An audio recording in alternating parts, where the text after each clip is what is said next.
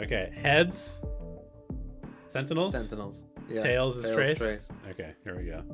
Yeah, I mean this was a disaster. It was actually a disaster. They straight up couldn't take space. I mean, I had Paper X going out without winning a game. This comp is terrible. This comp is legitimately terrible. It's heads. The coin has spoken. Sorry, Trace. Hello everybody. It's been a while.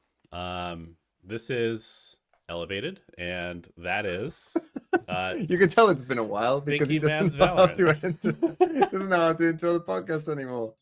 Yeah, I definitely flubbed the last one. This one was a little bit better personally, but you know, it's I think maybe open to interpretation. Anyway, how are you, Mr. TMV? How's the Champions streams been going? How's your perception of the tournament? It's the end of the year and we're in August. Sad. It is quite sad, yes. We still have Ascension, after this. So there are more things after this, but yes, in terms of tier 1, this is the last thing, which feels kind of strange. It kind of feels like the season, like when you're in the season, like, doing what I do, it does kind of feel like it's never ending. I mean, I will say that there seems to be a light at the end of the tunnel. Like when you're in like mid stage 2, that's when it really feels like there is no end to Valorant. But yeah, it feels like I mean, let's be real, and we're gonna get into this obviously in the video, but champs, like the games that we have now are unbelievable games. Like I'm looking forward to like pretty much any matchup that comes out of whoever wins. Like I will be looking forward to it. All of these games are bangers in my opinion from now on because they all have interesting storylines. They any like combination of like, oh, if this team wins and this team wins, then no, that will be a good game. But you can do that for literally any route of the way the champs could go. I think it's going to be super interesting. I think it's been a very good tournament thus far. I think it makes me think back to like, when people earlier on in the season were like, oh, are these teams any good? Like the quality of play is not very good. Like, but the problem is we're always comparing it to last champs, right? Because that's the most recent thing you've seen. And it's like by the time you get to champs, yeah, these teams, you don't see a ton of like crazy, like, what are you doing? You're just awful. There was some of that. But I think as we go forward now and we get into the playoffs, there'll be even less of that, and we'll get some hopefully very banger, memorable games. I'm really hoping that because all of these teams, should have a chance against each other, and the way the map vetoes, I was kind of thinking about it, like, I think all of these first games could be 2-1s, like, looking at these map vetoes, like they should be. In which case, hopefully we'll get some banger, memorable games, because I do think that, like, that's somewhat been missing from this season. And I think was somewhat missing from 2023 as well. Like 2022, I think, spoiled us. Yeah, like iconic games. I think 2021 and 2022 kind of spoiled us with some like super iconic games. That I'm hoping that like at champs, playoffs of champs, like this is the time for iconic games. So I'm hoping we get that. Yeah, it's been an interesting experience for me just because I haven't watched a single game live. Which is a very weird thing. I mean, during the season, obviously, I was not watching Pacific and China live most of the time. I would watch, EMEA or America's live because that's in a reasonable time zone. And then I would just watch VODs of the other ones. But I was watching quite a bit of the games live. But this time, I wake up, I check my phone because I can't help myself. I spoil both of the games and then I go watch the VODs. Really? Yeah. I can't not look at the scores just because I don't know. I don't function very well with delayed gratification, I guess. So it's felt a little disconnected, I guess, especially in contrast to last year where I was literally there in LA for champs. But like you said, I mean, even going back to the group stages, almost every game has been interesting this entire tournament. Sure, maybe Billy versus like Fnatic was a little one-sided, right? But still, it was like, well, I haven't really seen this Chinese team play in a while, and they're playing as Fnatic, who have been a little up and down. And there was moments in that game where I was like, well, this could get a little out of hand potentially. but then obviously Fnatic comes back. But we've got the rise of DRX, the fall of GENG. There's so much that happened in the group stage, and Mm. the icon. I wonder. I kind of wonder. I kind of wonder if the iconic games will be less, because I think some of what made them so iconic was that both teams were constantly trolling and throwing, and I feel like teams are a little bit more disciplined than they used to be, but I don't Yeah. know. I think you can still get like I'm thinking back to this year, and I asked this question to my chat before, like, what was the best game of this entire season? And like most people were kind of split either between the Masters Madrid final Mm-hmm. or FPX versus Heretics in Shanghai.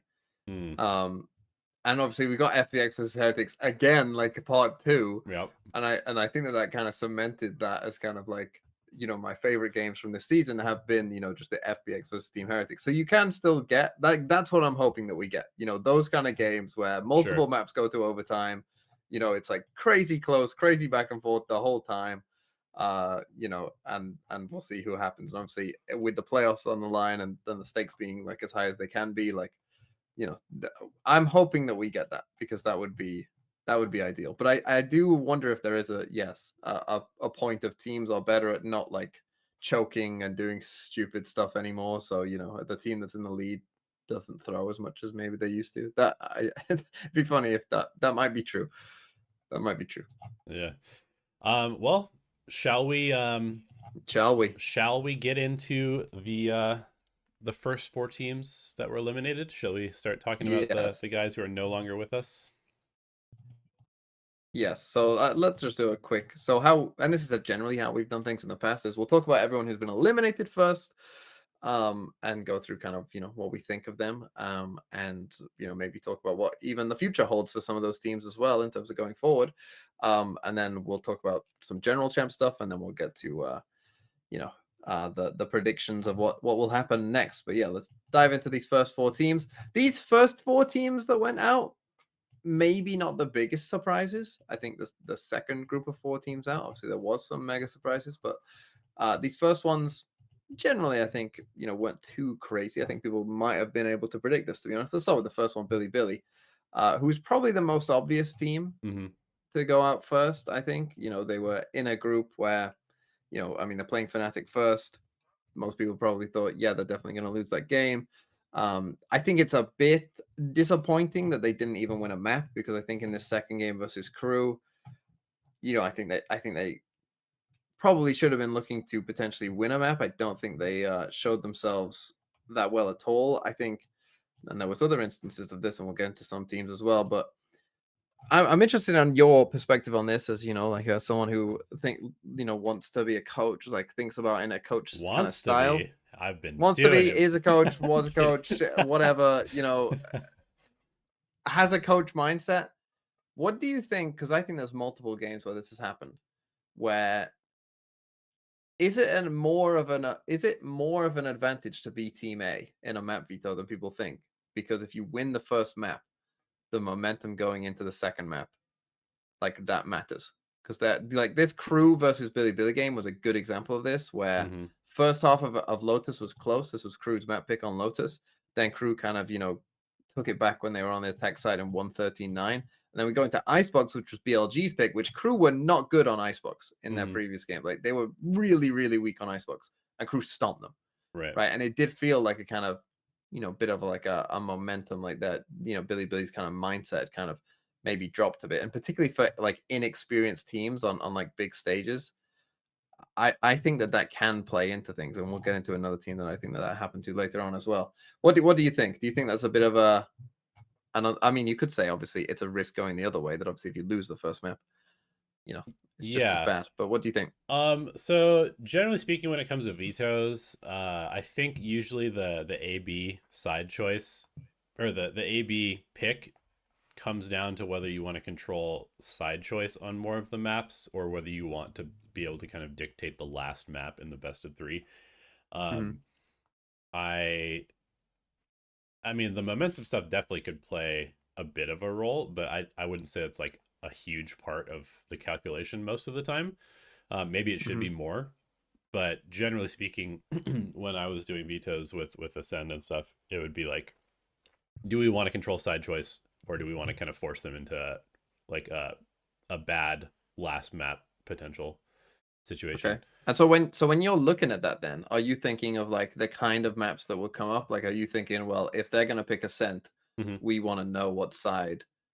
If we think like Ascent is going to be the last map, we want to decide Yes. what side we want. Like, and then if it was a map that's more 50-50, you'd be like, I'd rather pick the maps. Yeah, that's definitely part of the calculus for sure. Hmm.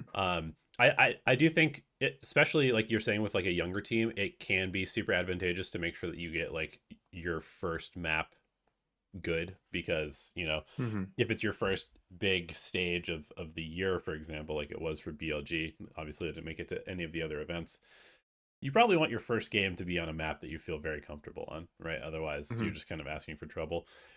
And speaking specifically about BLG, I think this was that team that made the trade, right, with Trace, Yep. right? They swapped Flexen for Bianc. Bianchi. Yep. And then obviously they made another change when they picked up Neff, who played with Bleed last year in Ascension. Um, but I think we saw a bit of that inexperience from this team, because Bianc was their IGL. And then he goes to Trace. Trace seems to kind of like really lock into their disciplined style, and obviously is having a relatively good tournament so far. Meanwhile, BLG, I mean, you could see flashes of like the BLG that's in there. YZ doing some crazy stuff, K Knight doing some crazy stuff, Yosemite doing some crazy stuff, but it was so hit or miss, and there was no sort Hmm. of like even, there was no baseline, right? It was either just in the basement or occasionally making it into the penthouse, to go with this weird analogy that I'm going with. But most of the time was spent in the basement, and that's not that surprising that they went out without winning a map, just based off the Yeah. fact that they like, I mean, the player quality is pretty good on this team, but it Yeah. was it was very obvious that they were kind of overwhelmed by the moment, I think, as far as how they were playing the game. Yeah. I agree. I agree. I don't think we need to say too much more. Let's talk about Talon next. Yep. Um, who were another team that didn't win a map. Uh, Talon, I think, we're probably closer than BLG, and perhaps feel a little like they could have, particularly in that first game actually against Lev, particularly on Bind, where I thought, you know, honestly, that it looked like they were going to win for a large portion of the game, but it didn't go their way. They played their kind of crazy picks, right? They Hmm. played some very strange kind of comps, for the most part, not all the time, but some very strange comps on some of these maps, which I don't hate, particularly as I think they are coming in as an underdog. I definitely think that actually makes some sense, Hmm. and I think that they did okay.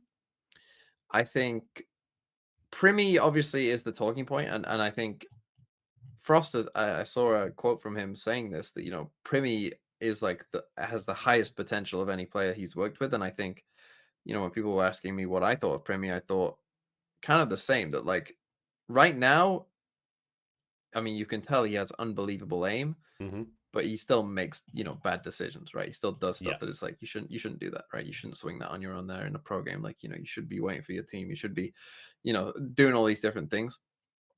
But definitely has potential to be an unbelievable player.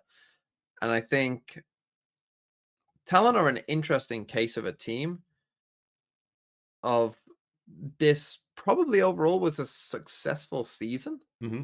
especially considering how bad they were last year. Yeah. But this has obviously left a bit of a bad taste, like going out in champs without, really doing much. And so it's kind of like, what do you do going forward? It's kind of an interesting, and there's quite a few of these teams in this tournament of like, you did well to get to champs, but then when you just crash out of champs and don't really make an impact, it kind of feels a bit like, hmm, do we Right. need to do something different? What do you think?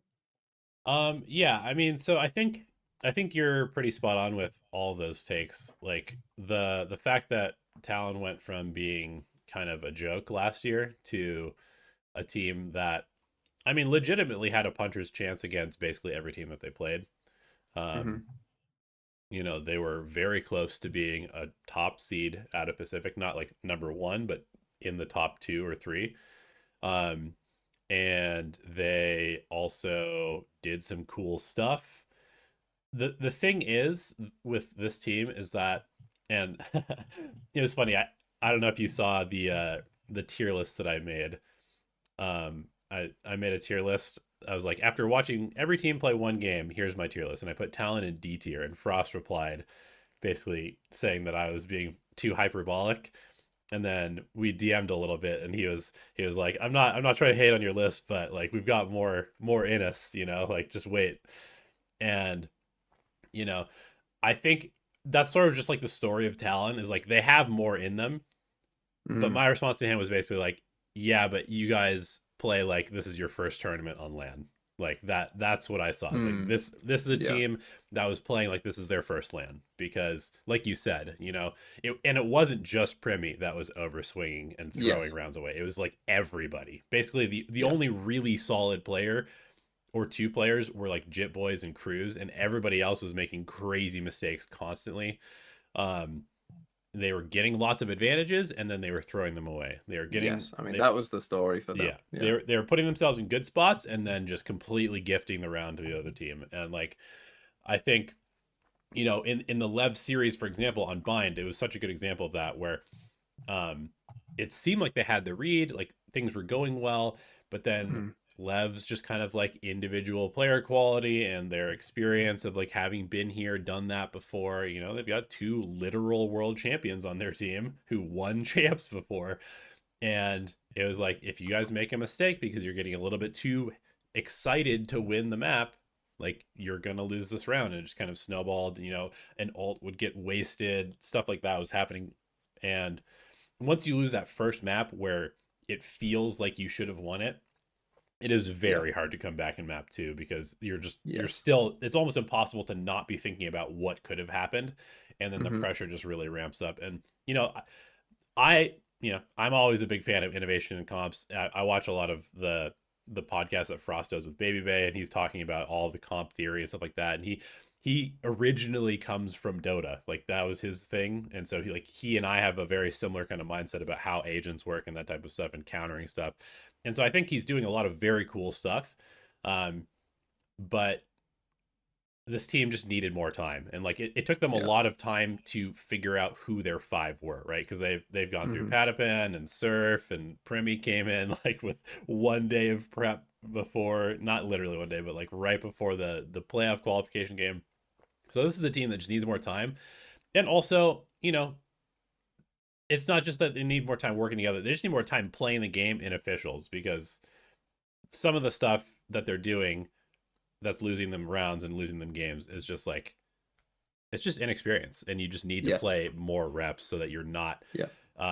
swinging this stuff in, like you're swinging in a scrim, but you're not going to get these opportunities in an official when there's like $1 million on the line, because teams are going to play way more safe and you just are going to get punished. So Yeah. yeah, I mean they're a cool team. Definitely a little bit disappointing that they didn't put up a better fight against Vitality, but it's one of those things where maybe they're honestly they could still be kind of like locked in that, oh man, we should have won against Lev, and now here we are in an elimination match. I don't really know, but Yeah.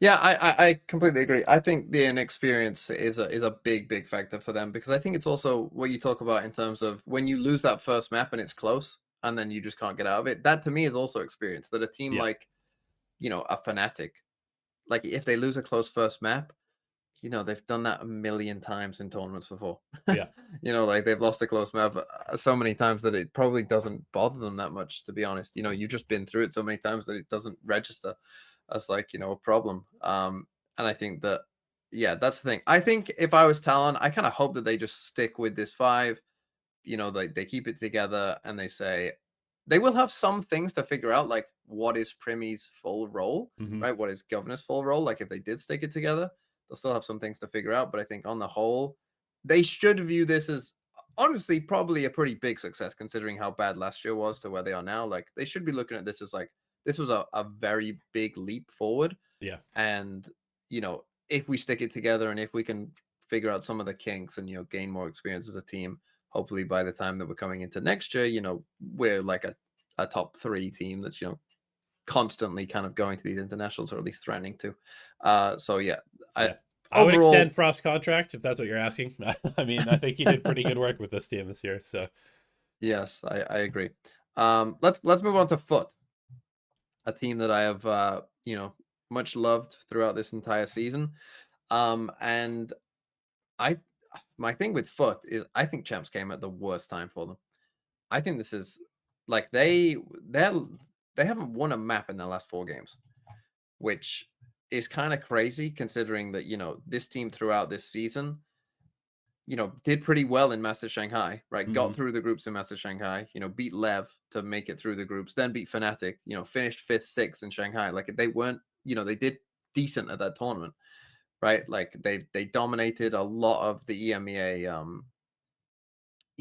in terms of the group stage. In kickoff, even it was funny. They were kind of like a bit of a dark horse favorite to win kickoff or something early on, but lost to hmm Heretics and Karming Core. Yeah. Which ended up being the teams that went. At the time looked like what the hell's going on, but obviously with hindsight didn't look as bad. Um, and now though, as I said, like you've lost 4 games in a row, 2-0, hmm and they are in an interesting position because they are the team, unlike Talon and unlike Billy, who perhaps, somewhat happy to just be there in a sense, because they were inexperienced teams. But will look at themselves, they aren't an inexperienced team, right? The hmm core of this team went to multiple internationals last year, has been to multiple internationals this year. Like, they're becoming a bit of a regular for this. They aren't inexperienced. So to crash out without winning a map for them, I think is very different. Even though people, I think, don't have the same level of expectation or hype around FUT, I think they'll be severely disappointed. And it brings up the question, like, does this team make a roster move? What do you do if you're FUT? What do you do? Because you're pretty close to being at the top level, Yeah. but you just seem like you can't quite get there. So what would you do, Mr. Speaks? Yeah, I mean it's tough. Like if you look at their seasonal trajectory, basically, every time that they were kind of like ready to take that next step, they would hit Heretics and then lose to Heretics. And it's like when you get to that point where it's like there's just that one team that you just can't Uh, get above, it almost creates like a complex in your brain to some extent where it's like yeah. we just can't beat this Navi have team. that with Heretics as well. Yeah. Heretics have just got the mental buff over these EMEA Yeah. teams. And I mean, I think one of the bigger problems that I have with Foot at this point is that I feel like they're almost they seem to start the season in a spot that was like, oh, this is kind of like a new dimension to an all Turkish team, because we've seen these Turkish teams before that are just like everybody on the team can shoot, they're all really really aggressive, they're all playmakers, but then there's like no like second layer of depth to their gameplay. And it Mm. felt at the beginning of the season like this team was kind of maybe finding that, where Yeda J has been a phenomenal rookie. He's been unbelievable this year. He's probably Hmm. their best player, if I'm being honest. Yeah, he is their Um, best player. and we are seeing cool stuff as far as well, I guess cool stuff as far as their comps. You'd probably debate some of that, but they're doing Look, they're it's different. It's different. they're doing some different stuff. They still have that Turkish aim. They still have the aggression, but I really felt like over the course of the year, they never actually realized that potential of finding that sort of like identity that made them interesting at the beginning of the year. And they really just kind of fell back into like the classic, all aim, no brain type of gameplay that a lot of these teams that have really good mechanics, but maybe kind of just like average. I don't know whether it's like it's gonna sound really harsh, but like average in-game leadership or average strategy. I'm not trying to like flame the Hmm. IGL or the coach, but it really just seemed like their structure almost ceased to exist, to the point where most of their gameplay was like, okay, is this crazy good player going to make an individual play that wins us the round, or is this crazy good player going to make us an individual play that wins us the round? And then once you take that step up into the international stage where everybody is very good, it's never going to win you a tournament. It's too like high risk, high reward, and oftentimes it's high risk, low reward, to the point where it's not even like a stable way to get through a tournament. And So yeah, I think that their form at champs was significantly worse than it has been at any other Mhm. point during the year. But I also think that it's almost kind of to be expected based on how they play the game. Yeah, and I mean, again, it all comes down to just brutally fine margins, right? Like Yeah. FUT against Paper X in their first game, and look, they had a pretty tough. Like again, Group D was not an easy group, No. right? Like that was a pretty tough group to be in. But against Paper X in their first game, like they're up 11-9 Hmm. on Sunset, right? Yep. Like they have the chance to win this game, Which is and they PaperX's lose. best map by far the Yes, entire season. yes, Yeah. and I'm against Paper X's best map, right? And they lose the last 4 rounds Yep. in a row and lose. And that was actually their pick. They actually picked Sunset, which I think was, I mean, the boldest pick that you could possibly go, Yep. to pick into Paper X's best map. But if they would have won any of those last 4 rounds, we're maybe talking about a different story. Because then they lose those last 4 rounds on Sunset, and again, it's one of those rounds where it's like it's so close, right? If you just Yep. made a couple different decisions at the end of the game, you probably win, And then we go to Bind, and Paper X starts 7-0 up, and it felt like at the start of Bind, like they were just getting stomped. Yep. They would just get absolutely wrecked, absolutely stomped. The first kills to first deaths in this second Bind game was what, +9 for Paper X, right? Like, I mean, Yeah. just on and conversely on Sunset, it kind of was a throw because they were what, +6 overall on Sunset in first kills to first death. So they were Mhm. constantly getting advantages and then still managed to lose 13-11. And then just the floor fell out on Bind and they lost that game. And then, Right. And couldn't recover in the second game. that's sort of been the story of like Turkish Valorant for Mm, the history of the game, which is like they lose a tough match and then they can't recover. yeah. Um, and Yeah. you know, Stuff. it's Stuff. tough. Let's move on to the oh, wait, what would you do then? Just quickly, what would you make a roster move if you were Foot? Um, I mean, the thing is, I don't know who you would replace on this team That is the tough question, isn't it? because like I don't really I know a lot of people at this point are like, oh, CNET is like really overrated. I think that's sort of maybe like the overarching sentiment. Everybody can look at Yedije and know that he is really good and he is the future of Turkish Valorant probably. Um, I think Well, there's a million future of yes, Turkish that is Valorant. that is very true. That is very true. Um, you know, Cracks, Ada Captain, Mr. Fallen, they've all been kind of like this very solid core that has been um they like kind of have a little bit of this like experience buff at this point, but I don't know, there's something weird with this team and just with like these all Turkish squads in general. I feel like where it really they just struggle to recover from losing momentum, and I don't know whether that's like is it a cultural thing, is it like a coaching thing about how they approach the game, is I really don't know. um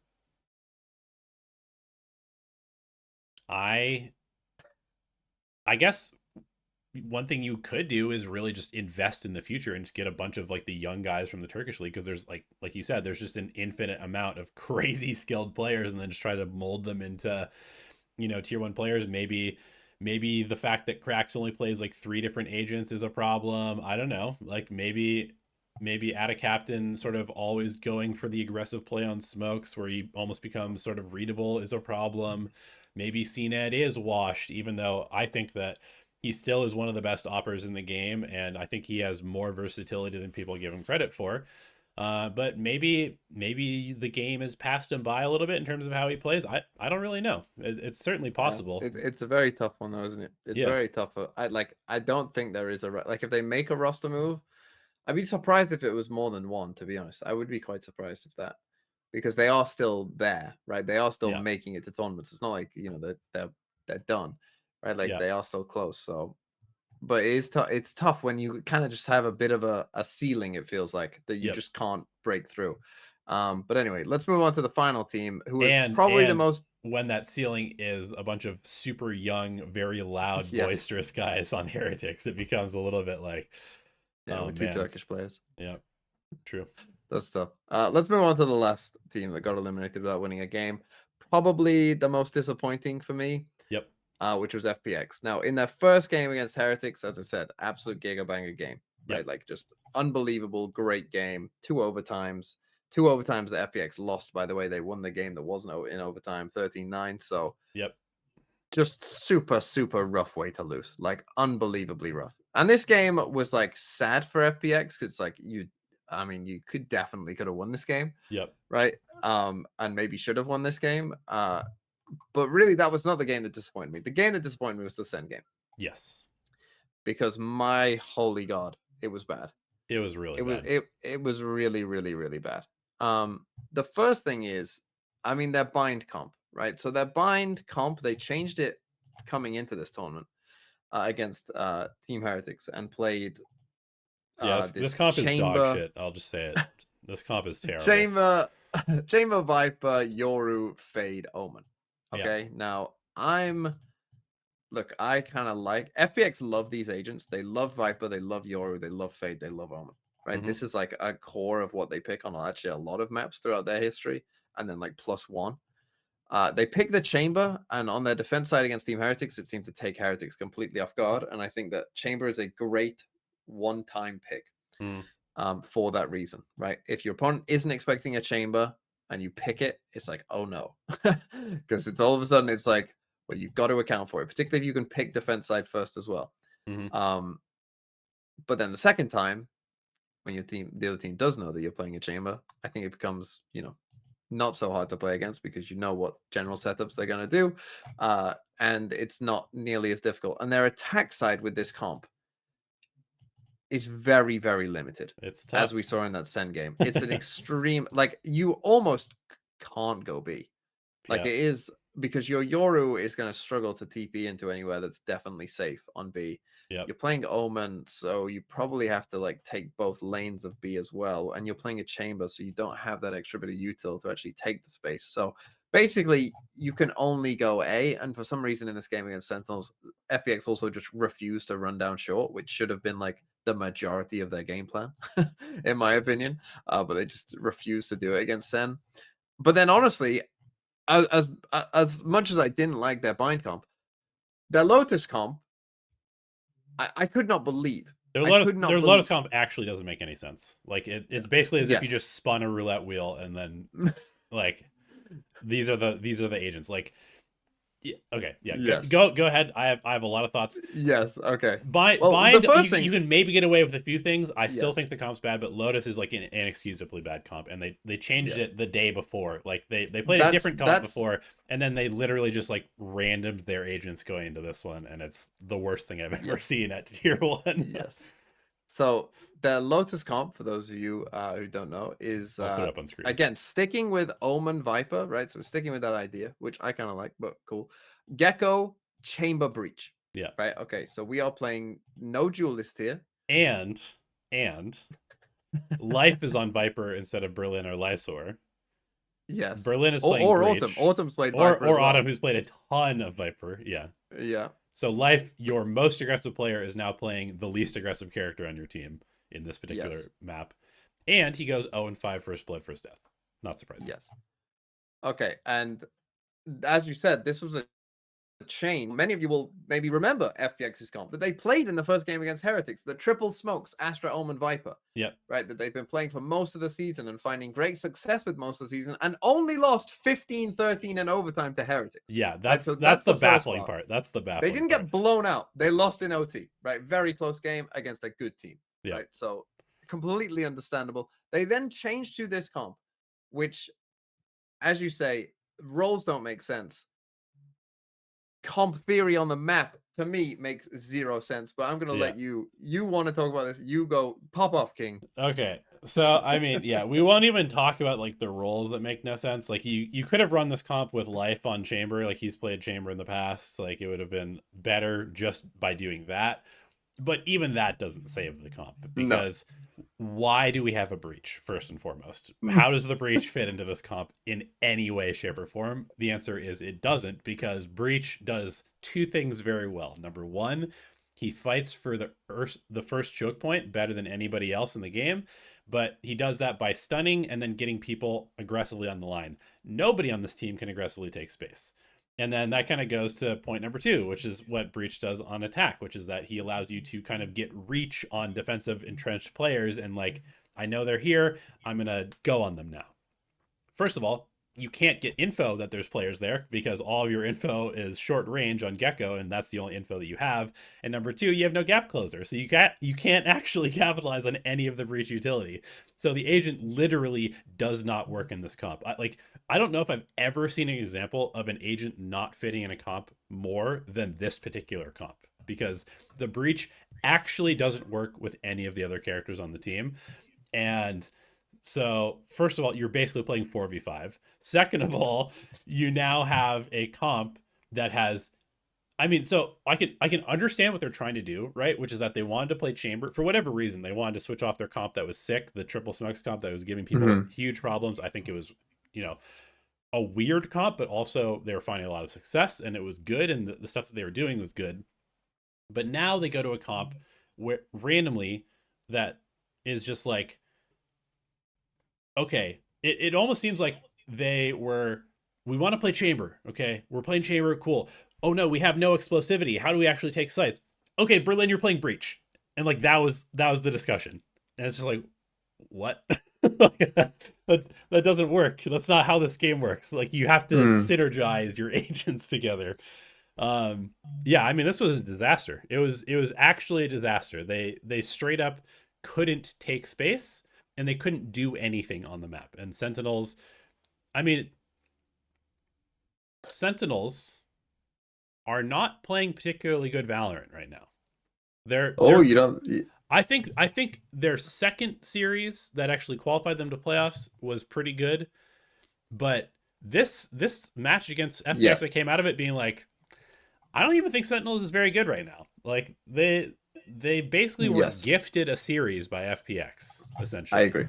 Yeah, the video I made on this video was literally called Send fans will not like this video because Yeah. I just didn't talk about Sentinels at all. Because to me, they just played a very normal, basic game Yeah. and let the other team just do stuff that made zero fucking sense. Yeah. And they won because of it, basically. Because yeah, as you said, there are so many issues with this comp.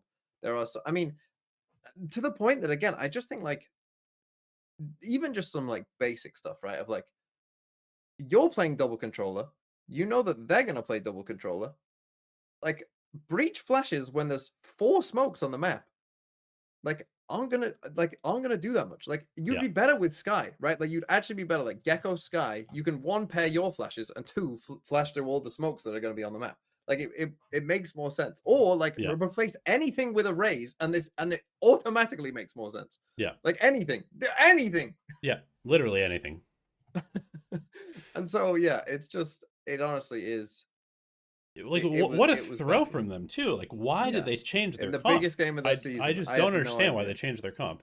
I have no idea. I have no idea. And as you said, it's kind of like we're just trying to force chamber, but then we're kind of married to Omen Viper, and also Iang only plays Gecko on this map, it seems, like because that's what they've been playing all season. So I guess, so we're kind of like married to 3 agents, but then we also just want to shoehorn in this other one. So then it's oh fuck it, I guess you have to play Breach. Like you Yeah. say, it doesn't make sense, and it's I mean, I, it was I it was was an really awful game disappointed. to watch.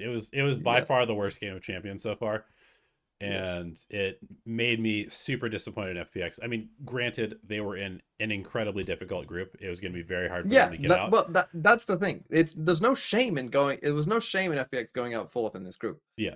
The shame was that second game and how they Yeah. did it, and to go from the first game, which is a game that again they probably should have won against Team Heretics, to then this, and you just feel like what a different tournament it might have been had they won that overtime on Lotus. Yep. They don't play this troll comp. GENG, as we know, we're kind of somewhat there for the taking.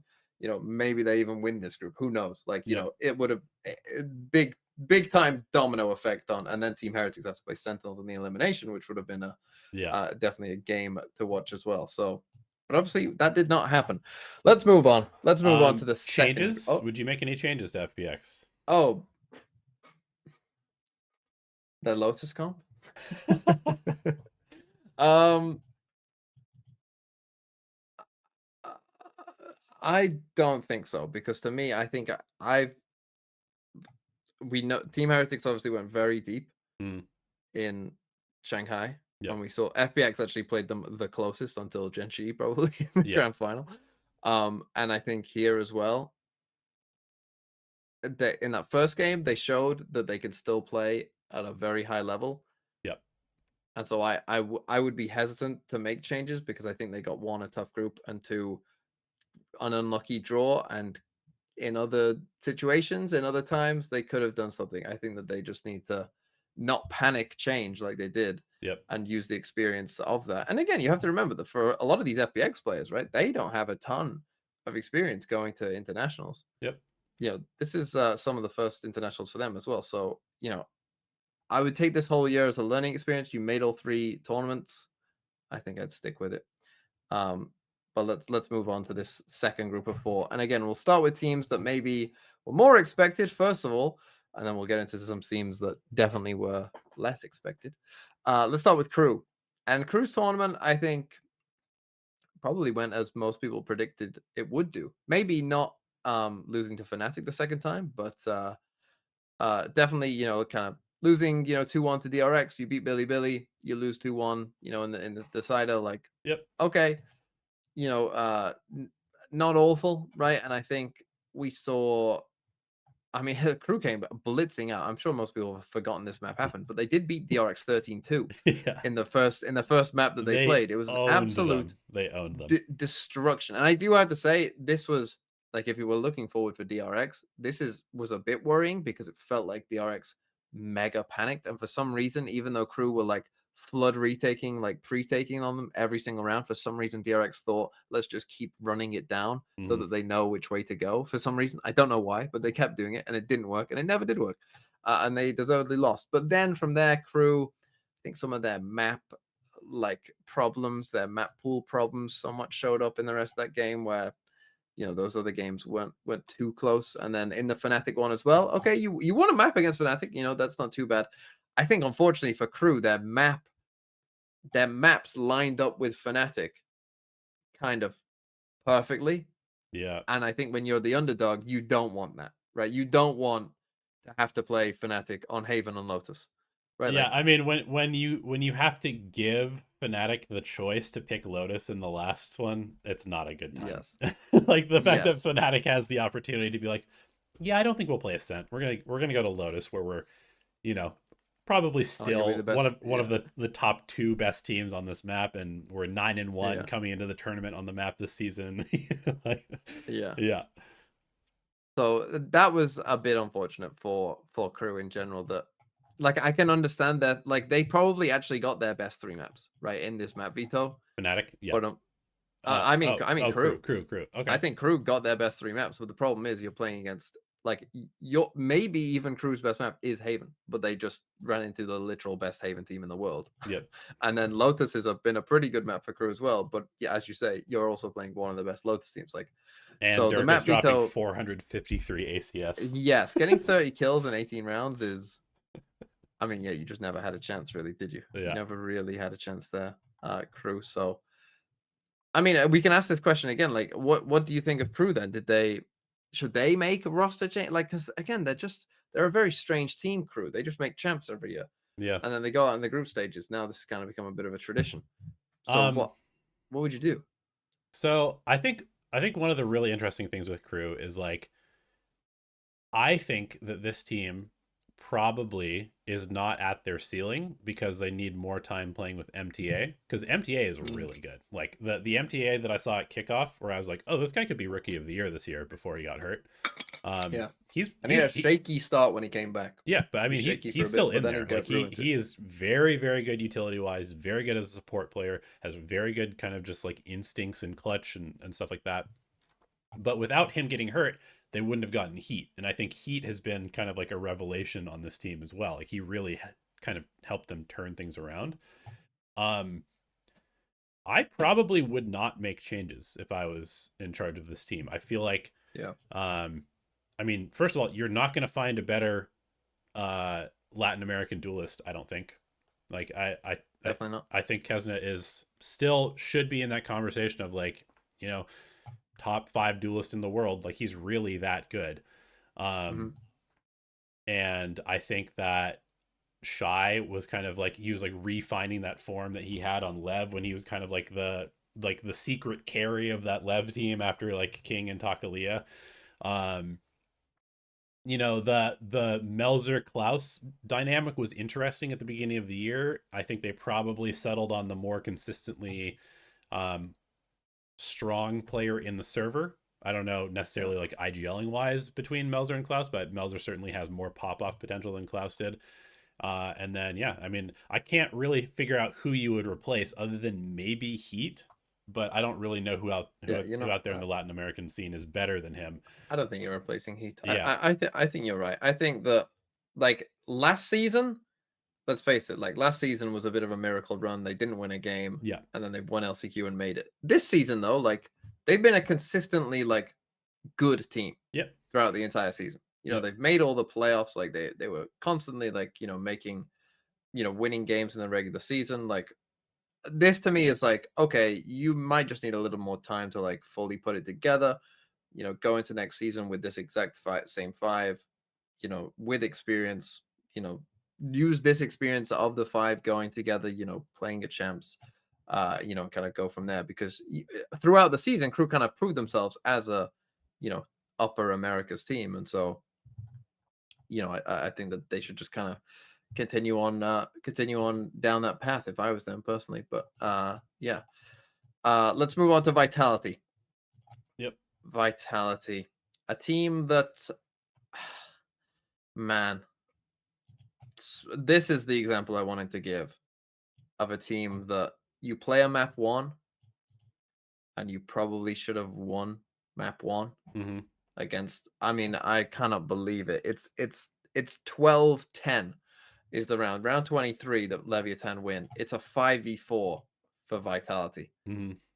They have a Killjoy lockdown and a Silver ult. And I was saying on my stream at the time, like, and Lev are locked into A. Like, they are just locked in, Mm-hmm. right? They're going A no matter what, pretty much. Everyone's there. They have no space elsewhere on the map. And I was just saying at the time, like, Brunner, just let them plant. What you've got to do, let them plant, lockdown. Their comp isn't good at destroying it. They Yep, have no way of destroying it really. Like you'll be good. You win. Like all you have to do is wait for them to plant lockdown. You pretty much win. yep, They start to sneak up on A a bit, make a bit of noise, and he puts the lockdown straight away. And they get the space back on A, but there's still 50 seconds left in the round. mm-hmm. And so then Lev just wait for the lockdown, walk back in. Vitality kind of don't know. Like, and at that point you could kind of see Vitality didn't know. Do we now like try and aggressively hold on to the space the lockdown's given us back, or do we give it up still because we're in a 5v4 and we still have a sub? Like you could see there was like almost a bit of hesitancy, and they end up all dying on the site as Mm-hmm. Lev come back in, Lev win, and then Lev don't look back and they win the rest of the rounds as well. And I was just thinking like that small decision Mm-hmm. of putting the lockdown down before they planted the spike, I legitimately think it cost them this entire game because I know that Sunset was a blowout. But this to me was just a classic example. And again, I said it during the overtime before the game of map one was over. I said, whoever wins this will definitely win this series. Mm-hmm. Like 100%, because Vitality should have the better maps on the last two. And Trex even said it in an interview after the game as well that they really liked the map veto. They thought this was like the best the map veto could have gone for them. Mm-hmm. And I was saying, like, if this goes all the distance, Vitality on those last two maps, they might not win Sunset, but they can win Ascent. Like, they'll have the advantage if they win map one. But if they lose map one now in overtime, they have no chance. Like, this game is already over if they Yeah, lose map one. And that's exactly how it played out because just mentally wise, they just couldn't come back from it. yeah, And they were just making so many mistakes on map two. And Lev, it's like both things are true, right? Vitality, their mental is just completely destroyed, and Lev, a team that's kind of like we know has it in them to be amazing, yeah, but sometimes is a little shaky. You give them the confidence of like, good job, everyone. You just won map one. yeah, You make them feel really good, and you're feeling down. You have no chance. yeah, There is no chance, and that's exactly how it played out. yeah, Sad. yeah. I mean, I so let me pose this to you then. I know there's a couple players on the team that you really really like. Going forward hmm into next year, what are you doing as the general manager of Vitality? I would make changes. Me too. I would make changes. I mean, Safe and Trex are unbelievable. They Trex are unbelievable. Trex hit his form this year, and I was like, oh, like this guy is literally just Shao, but potentially even better sometimes because Yeah. he's more aggressive. Like he's Yeah. unbelievable. Even at this tournament, he had so many unbelievable moments, and Safe was just safe. Like he's just Yeah. he might be the most consistently impactful duelist in EMEA outside of maybe Durka. Mm. Yeah. Yeah. So, like, obviously, you're keeping them. Yeah. Sender as an IGL, I think did pretty well Mm-hmm. overall. And I mean, if you really thought there was an IGL out there that was just unbelievable, like maybe you would change it. But based on how Valorant seems to go, that seems unlikely. Because there tends to be a lack of a good IGL. So I'd probably keep Sender. But then the other two, I don't know. And I feel a bit bad for Runner because he's kind of been forced into a role that isn't his role. Yeah. Right. He was a duelist coming in, and because of Safe, he's kind of been forced to play Sentinel now, which he wasn't doing that at the start of the season. It's a mid-season swap that he's had to do. He's kind of had to sacrifice himself. But Mm-hmm. could you find a full-time Sentinel player in Yes. somewhere in EMEA who's probably better at playing Sentinel? Yeah, Yes. probably. Yep. And Kicks as well. Kicks, I'm a bit like, ah, like I feel like again there might be an upgrade out there if you wanted. Again, it kind of depends on are they a good teammate? Like these are the kind of things that obviously we don't know. Right. Like behind the scenes, if they're a really good teammate and they contribute a lot or they're good with secondary calling, obviously then you keep them, right? Obviously we don't know these things. We're not in the comms. We're not behind the scenes. Um, but if they're just like average at those things, then you can probably find someone else who might be a bit better. So I think if I'm Vitality, I'm looking at this team and I think with Safe and Trex and Sender, if we can find people, like a Team Heretics, if our scouting is good and we can find two players who are, at that higher level, Mm-hmm. whether it's from tier two or, there's going to be a lot of shuffling in tier one as well, Mm-hmm. right? We don't even have to go that crazy, right?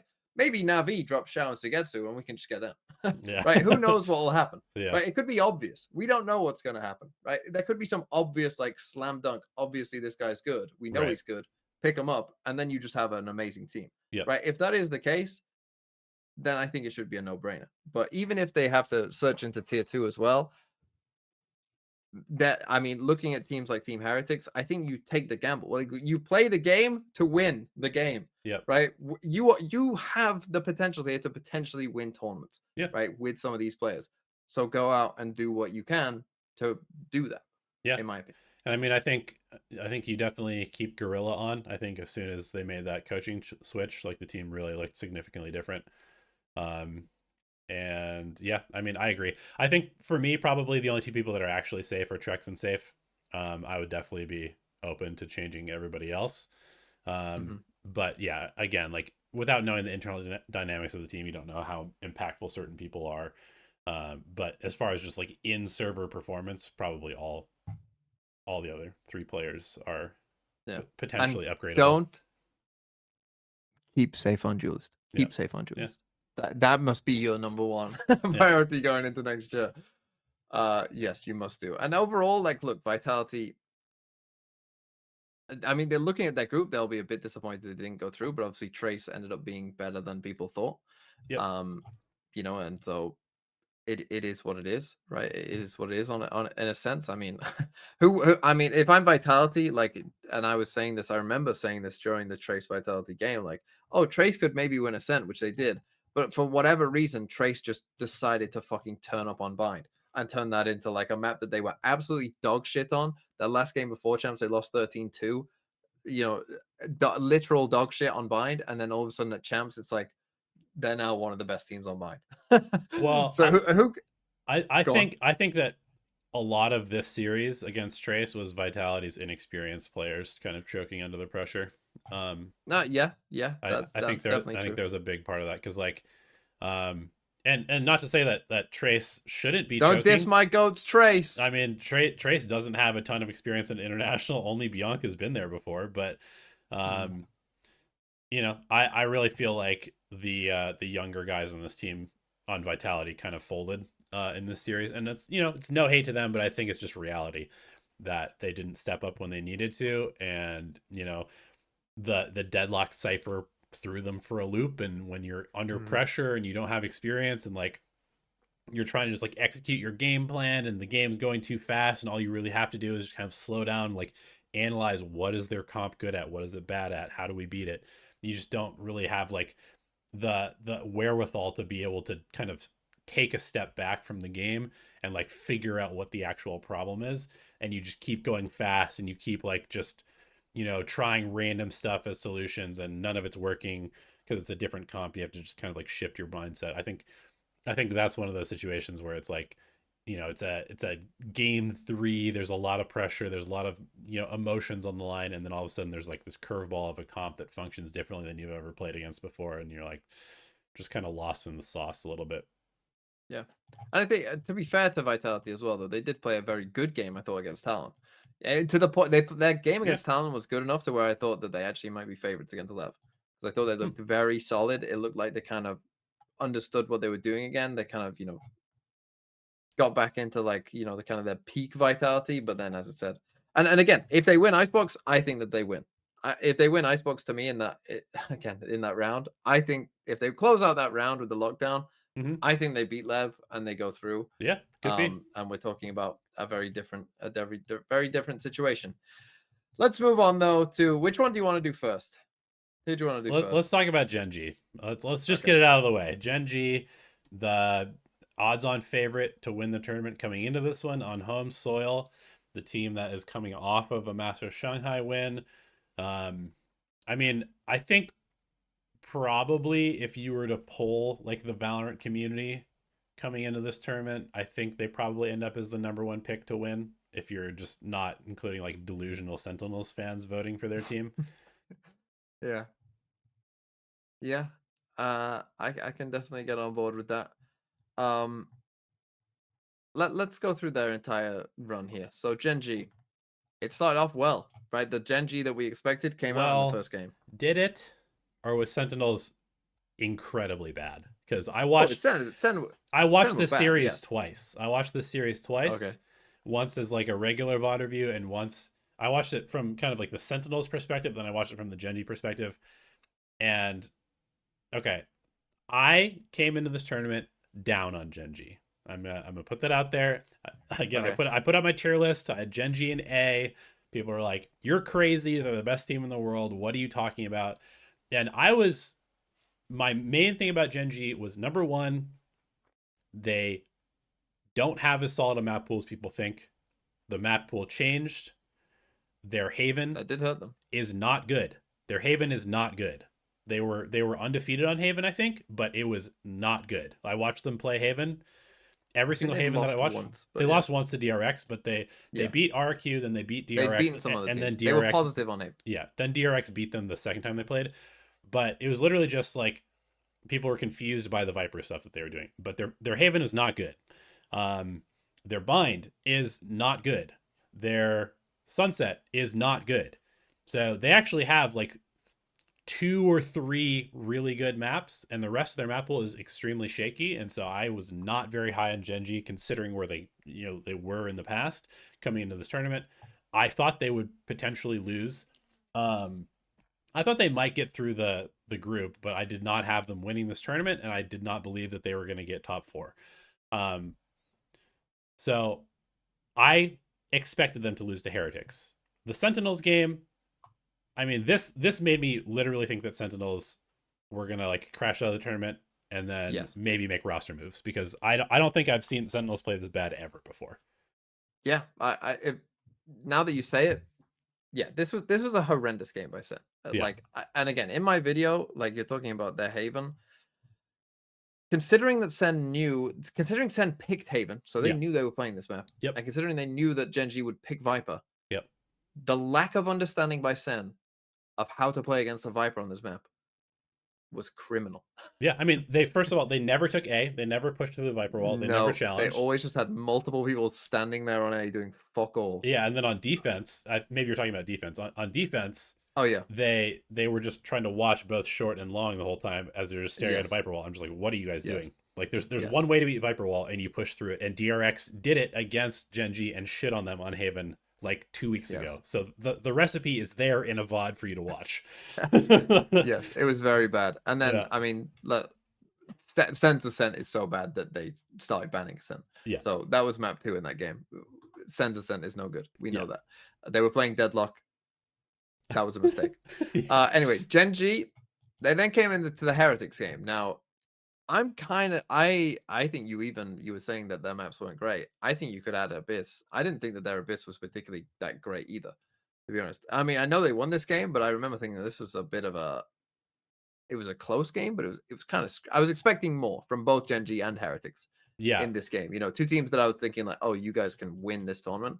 Yeah. And we'll get into the predictions later on, and I might bring up a bit. Oh yeah, we'll talk about Abyss, but yeah, I wasn't particularly impressed with either team. Obviously, it is Abyss; it's a new map, whatever. It's GENG's first time on the map, so Heretics might not have known what to expect, but Yep. I wasn't particularly thrilled with that. And then they lost Lotus and Bind. Now, once GENG won Abyss, I was like, okay, it's probably over because I mean, Lotus, And it's then kind they of get been a a home big map for lead them. on Lotus.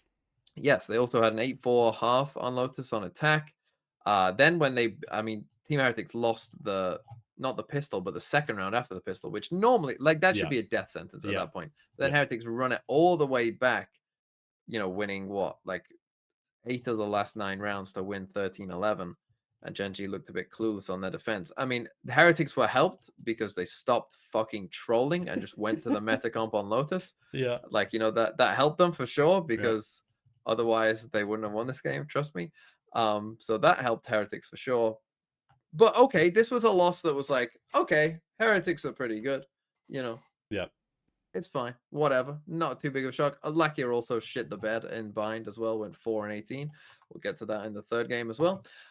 We come to the Sen game, the second Sen game. And again, Lotus, as we kind of said, and Kaplan said as well, that Sen, I'm guessing this is from scrims as well, have kind of been frying on Lotus, I guess, in scrims. And so Once they really switched thought off the that deadlock, what a surprise. yeah, we'll get rid of Deadlock. Oh, fucking, who would have thought that this Metacomp would be good? Who would have fucking thought? Who would have thought? Uh, Again, I mean, it's tough not to. I hate to clown on one guy, but Lakia's ACS Yeah. was 83 across Rough. both maps. He went Rough. 9-30, Yep. -21. Like, you're just not gonna win many games when that's happening. You're Yep. just not. Like, there's just no way. And really, the thing that cost GENG was that they lost every pistol and every bonus. Like, you're just never going to win a game Yeah. losing every pistol and every bonus. Like, you're just not. Like, there's just no way. And particularly on Icebox, on Lotus it wasn't as bad, but particularly on Icebox, they threw those bonus rounds. Like, they were in really good positions. Their first bonus round, I'll tell you, because I literally fucking remember it. It was that I was so angry at them. First bonus round they lost on Icebox, 3v2 post plant. Sen have 2 sheriffs, right? Yep. What did GENG do? They're so scared. They're so passive, which in general was a problem for them at the start of Icebox. They looked so scared. They kept playing such deep post plants, and then we're just walking onto the site and then just being like, well, they can only be here now, I guess. So we'll just kill them. And it was like, what the fuck are you guys doing? And that happened in this round as well. Super scared, super passive, don't want to take a fight. No crossfires against sheriffs. Like, what these guys? Who the fuck do you think these guys? You think they got actual aimbot? They're gonna fucking go 180 and 2 sheriff shots on you? No, just set up a crossfire and you're fine, right? But they didn't. Yep. So that's how they lost the first one. And then the second one, Karen made honestly the worst play I think he made all season, right? Considering the moment, considering that like, this is a must win, and we're still in this game, right? At that point, the game was what, 9-5. I know you've got a disadvantage, but you literally cannot lose this round. You lose the round, you lose the game, Yep. right? But if you win it, you're still in it. You still have a chance. And this just sends permaban up to this point as well. So they probably don't have the attacking protocols if you do start shutting them down. And what does he do? It's again a 3v2. And for whatever reason, again, they're in a perfectly fine spot, but he just runs into the site on his own. Literally just sprints into the site on his own, tries to take a fight, loses to John QT.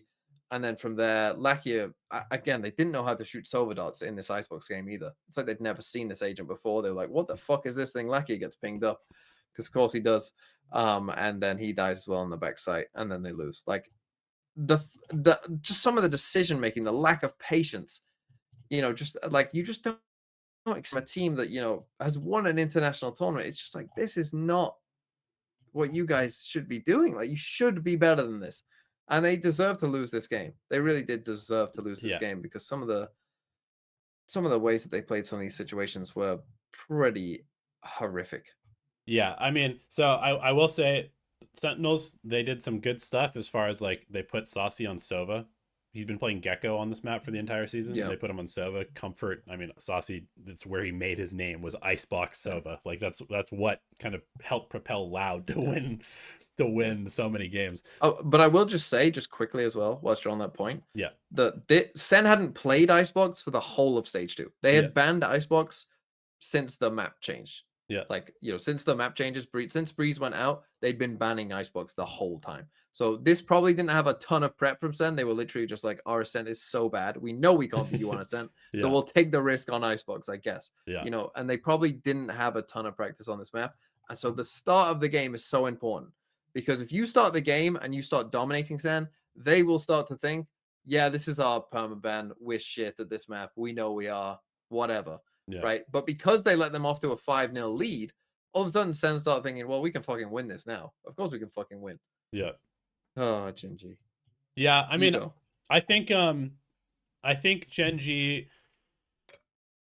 one thing I don't want to be too armchair psychologist, but I think one thing you definitely noticed was they were having a lot less fun this tournament than in previous tournaments. I think a little bit of that, home crowd, we have to win this tournament for Korea. Like, we are the chosen ones of Korea. We're in Seoul. Everybody's here to cheer for us. I think that extra layer of pressure, because at Shanghai, nobody was there to cheer for them. They were the hated team, right? That there was almost like an alleviation of pressure because it was like everybody wants us to lose because of the weird geopolitical stuff that was going on. But here it's like, oh, we have to deliver for the fans, and I think a lot of the plays that you're talking about are sort of a symptom of that extra bit of pressure. Karen's been ice cold like for the entire year.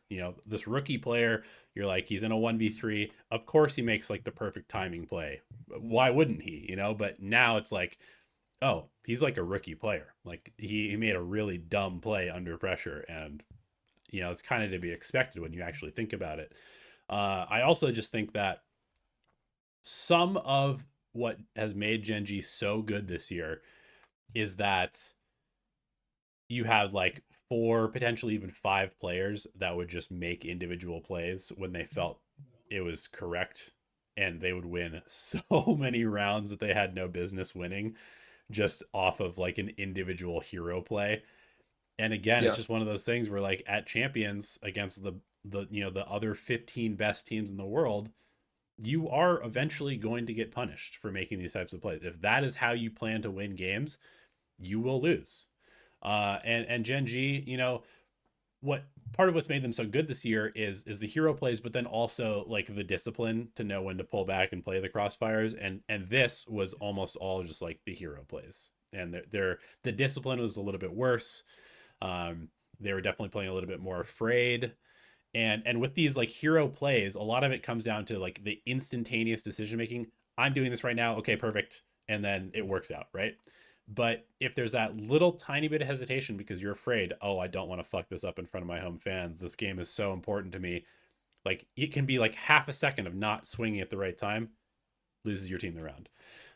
So I think the margins are very small. I think, this is as much hate as Lockheed's going to get. I mean, I probably would not make a change. Maybe I would. But certainly you're not going to get rid of any of the other 4. I mean, Munchkin is the best Korean IGL. Texture is the best Korean duelist. I mean, Buzz is actually giving me a run for his money this tournament. Yeah. Texture is unbelievable. Meteor, he's a little bit hot and cold, but he's insane. He's been very good. He's been very good. And then obviously Karen is just like the wonder kid of Pacific Valor right now.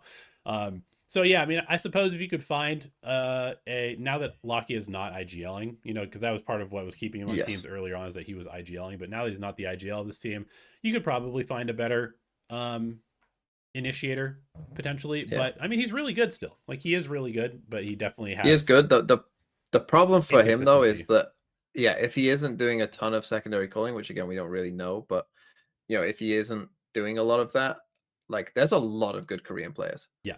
Like, that like it's kind of like, there's a lot of good Turkish players, there's a lot of good Korean players now as well.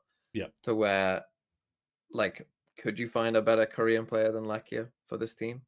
Like honestly, probably, right? Yeah. Like probably if you think of like all the different Korean players, like, and even someone like RB or Zest or, I assume that Stacks is going to be on T1, but Ooh, like Zest would go hard on this team. yeah, exactly, right? Like there's a lot of like potential players out there, and that's not even talking about, I'm sure there's some tier 2 players as well, maybe that they could find. Yeah. So yeah, tough for Gen G, but like it's one of those things that's like it's like the Red Wedding, in Game of Thrones. Like it's a shock, but the warning signs were there. Like Sure. there was signs there. It probably started with the map called Walder changes, to be honest. Frey had made an Yeah, appearance before and made his Sentinels are intentions Walder known. Frey. Yeah, the warning signs maybe were there. Let's talk about the final team then. Speaking Paper of a team Rex. that had warning signs all over the place.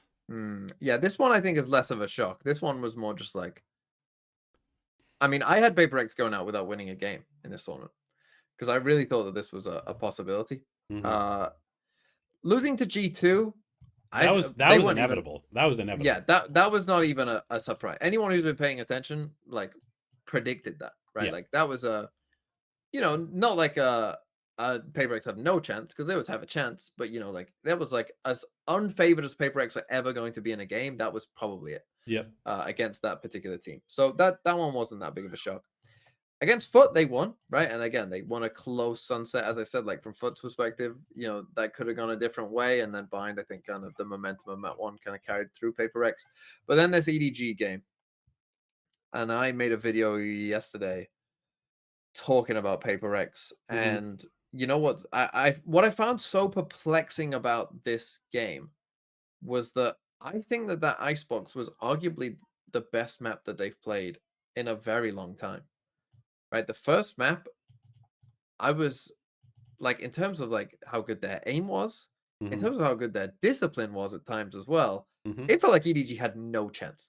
Hmm. Like it felt like they had no chance. This was like when old Paper X would play against, some farmers and run them down and had no chance back in 2021 too. Hmm. That was like this is what it felt like. Like you got absolutely no chance.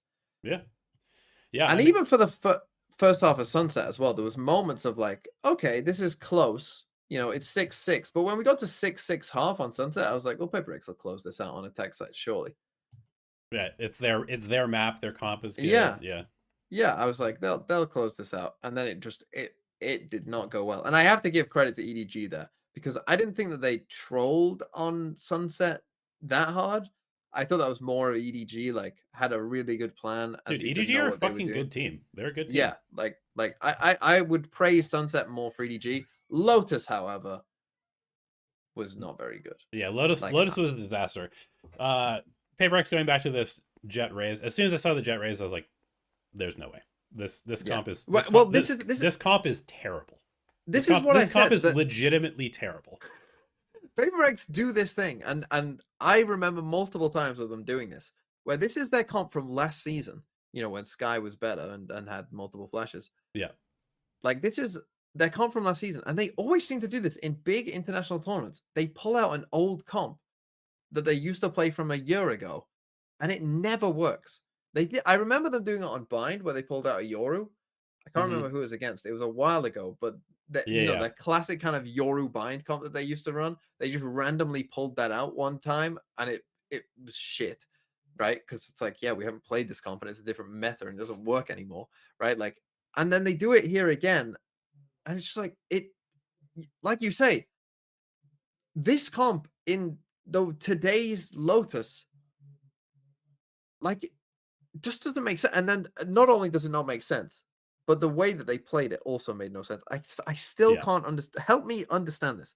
There are multiple rounds on defense where they have Jing and Devi in tree. They're 4-stack fighting A. Yeah.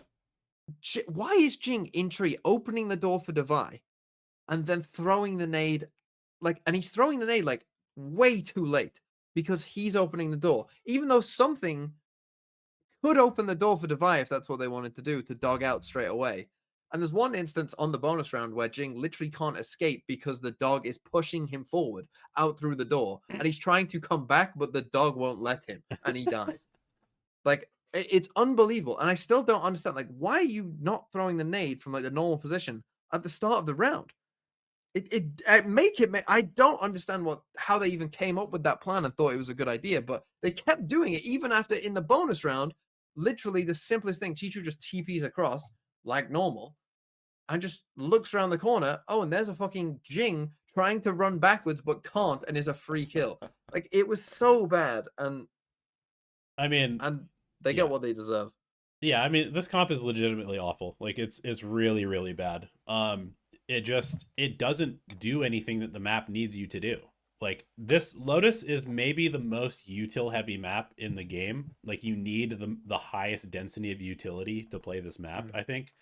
Uh and you just look at the two comps, right? Yeah. EDG's comp has insane amounts of fighting utility. They've got Neon, they've got Fade, they've got Clove, they've got Omen, they've got Breach. Every single character contributes to fighting. Yeah. And then on Paybrex, you've got Raze and Sky and Omen. Your Jet doesn't help you fight. I mean, you can duel, but if you're Flash, that doesn't help. The Cypher doesn't help you fight. The Sky and Omen, once they throw the utility, don't help you fight anymore. Like, there's no redundancy. And they were constantly committing to this A fight, and they're just taking a fight that they can't win because they don't have enough utility to win the fight. But that's all they were doing, is just fighting into more utility than they have. And it's like, I made a video like a couple months ago that was an hour of me breaking down the problem with Paper X, and this remains the problem with Paper X. You know, I've seen probably like 50 threads across, you know, Reddit and Twitter and VLR saying Paper X needs to change somebody, Alex needs to be fired, Jing should be cut. The craziest, like, after, you know, infinite threads saying Jing needs to come back, they're going to be the best team in the world once they replace Monyet with Jing. Now everybody says Jing needs to be fired, his agent pool is shit. And it's like, you guys just don't understand the game. I'm sorry. To everybody that's going to offend, you guys don't understand what's happening. The problem with Paper X is that they play comps that do not help them with how they play the game. Their gameplay is so different than everybody else that they have to lean into that with their comps. And they're still trying to hold on to like some sense of normalcy. They're still playing the Omen and the Cypher and the Raze, these agents that are like kind of part of the Lotus meta. And the Sky was like a piece of the old meta. But they don't play in a way that allows them to utilize these agents correctly, because their entire play style is like, we fight you as aggressively as possible and get the spike down. Like, that is our game plan. And if they're going to do that, then they need to pick agents that help them instantly take the site and then fortify the site, which means you need walls. You need stuff that helps people like hold the choke points when the other team tries to retake. You need fighting utility on all of your characters. There's a reason that Sunset was their best map this year, and it's because they put something on an agent that has utility that helps their team fight, and Jing is on an agent that has utility that helps their team fight, and everybody is on a piece of utility, or everybody's on an agent that helps their team fight, and then they also have the like bunkering of the post plant with the Sage and the Killjoy. Are they playing Killjoy? No, it's the Sage and the Breach. I'm sorry, the Breach kind of helps them like take the space and then also helps them fortify the post plant. Like, I don't know. I think their comp theory is really, really shaky. And I think that it is really hurting them. And it's hard though, because to really maximize how they play the game, you have to be wildly different in how you think about the comps. And they've kind of done that in the past on certain maps, like their Ascent stuff and like how they're utilizing Harbor and Bind. Like, when they lean into that and they completely change how the map is played to suit their aggressive playstyle, it works. But when they try to kind of like, you know, toe the line of like, this is meta, but we're going to shift it a little bit to make it a little bit more Paper X-y, it's just not good. And it's always super exploitable. And like, they're so all in how they play the game that, I mean, once a team understands that they're going to push us every round, like, unless you can actually win that push every round, like, you don't have a second option. I don't know. I mean, where are you on this? Like, should they make roster moves? Do they need to change their coach? Like, what does PaperX need to do to regain the glory, or has the game simply passed them by, and like the 5 players need to go out and like sow their seeds elsewhere? So in my video yesterday, at the end of it, I kind of talked about this, that I personally, like, to me, that icebox is proof of like they could have won this game, right? Mm-hmm. Like the way that they played on icebox, if they kind of stuck with how that was, like that was a destruction of, like, they would have beaten any team playing like they did on icebox, in my opinion. Mm-hmm. Like almost no one would have beat them on that map playing that game. So that to me is like, well, then your players are fine, Mm-hmm. right? Like your players and your coach are like, they're fine, right? Like, because you showed that you can do it. The problem, I think, for Paper X, and again, like their map pool wasn't great, right? At any point, right? Correct. Maybe this isn't the map pool for them, right? So, like as we saw with GENG, sometimes map pools just favor certain teams, Yep. right? Certain teams are just better in certain map pools than they are in other ones, and I think that that's just one of those factors that no one ever really like wants to, because it sounds like a bit of an excuse, right? But like it's just true, right? Like it is just true. Like the old map pool, GENG were good at all 7 maps, Yep. like you're not going to be a team that's good at all 7 maps, right? Like that's just not going to happen. And for this one, right, like Paper X, they just have never been a good icebox team. Unfortunately for them, it doesn't look like Acend is ever going to rotate out. So if I was them, I'd get practicing on Acend, because I don't think it's ever going. I'd try and get that map to where it's pretty good. Yeah. Um, but like on certain of these maps, like what's the next map rotation? It's that Icebox and Lotus are going, right? And we're getting like Split Yes, and Pearl back, which are historically pretty good Paper X maps. Like, that is if true. we had that map pool for champs instead, maybe they'd be a much fucking better team, Yeah. because you replace 2 bad maps with 2 really good ones, and all of a sudden, yeah, our map pool's sick. All of a sudden, we can ban Ascent and we're fucking fine, Yeah. right? Like, uh, so yeah, I wouldn't. I personally probably wouldn't say make a roster move, because again, I think even finding someone who can fit into this playstyle is not going to be easy. Yeah. Like finding someone who's going to fit into the system won't be easy. If you were going to I make a think, roster move, I think you would have to replace like at least 3 players, which would be very, very rough because the yeah, I players mean, that you're you not have going to are do that. insane. You're Yeah, not the going to do players that you that. have are And like, insane. I agree that, like, it's interesting. Earlier on in the season, Alex said something about Jing of like, he's having to play catch up, because Hmm. obviously he wasn't scrimming in the first part of the season, and so there's just certain things on certain maps that like, no one had ever done before at that point, right? But like someone makes an idea, and then that kind of becomes meta, because it's cool or whatever. Like, and it's little ideas that no one's done before. Like, Lotus is a good example, where there are multiple Omen smokes now, like the little smoke out towards C Mound at the start of a round on the attack side, or even over towards A as well. Now both teams are kind of committing little Omen smokes, to help their fight, essentially, to make the TP safe to hide from Fade Haunts, all those kind of stuff. Like, just little things on these maps that kind of change that. If you haven't been scrimming and taking serious practice for a while, like, you'll be like, what the fuck is that, and you'll get punished for it, right?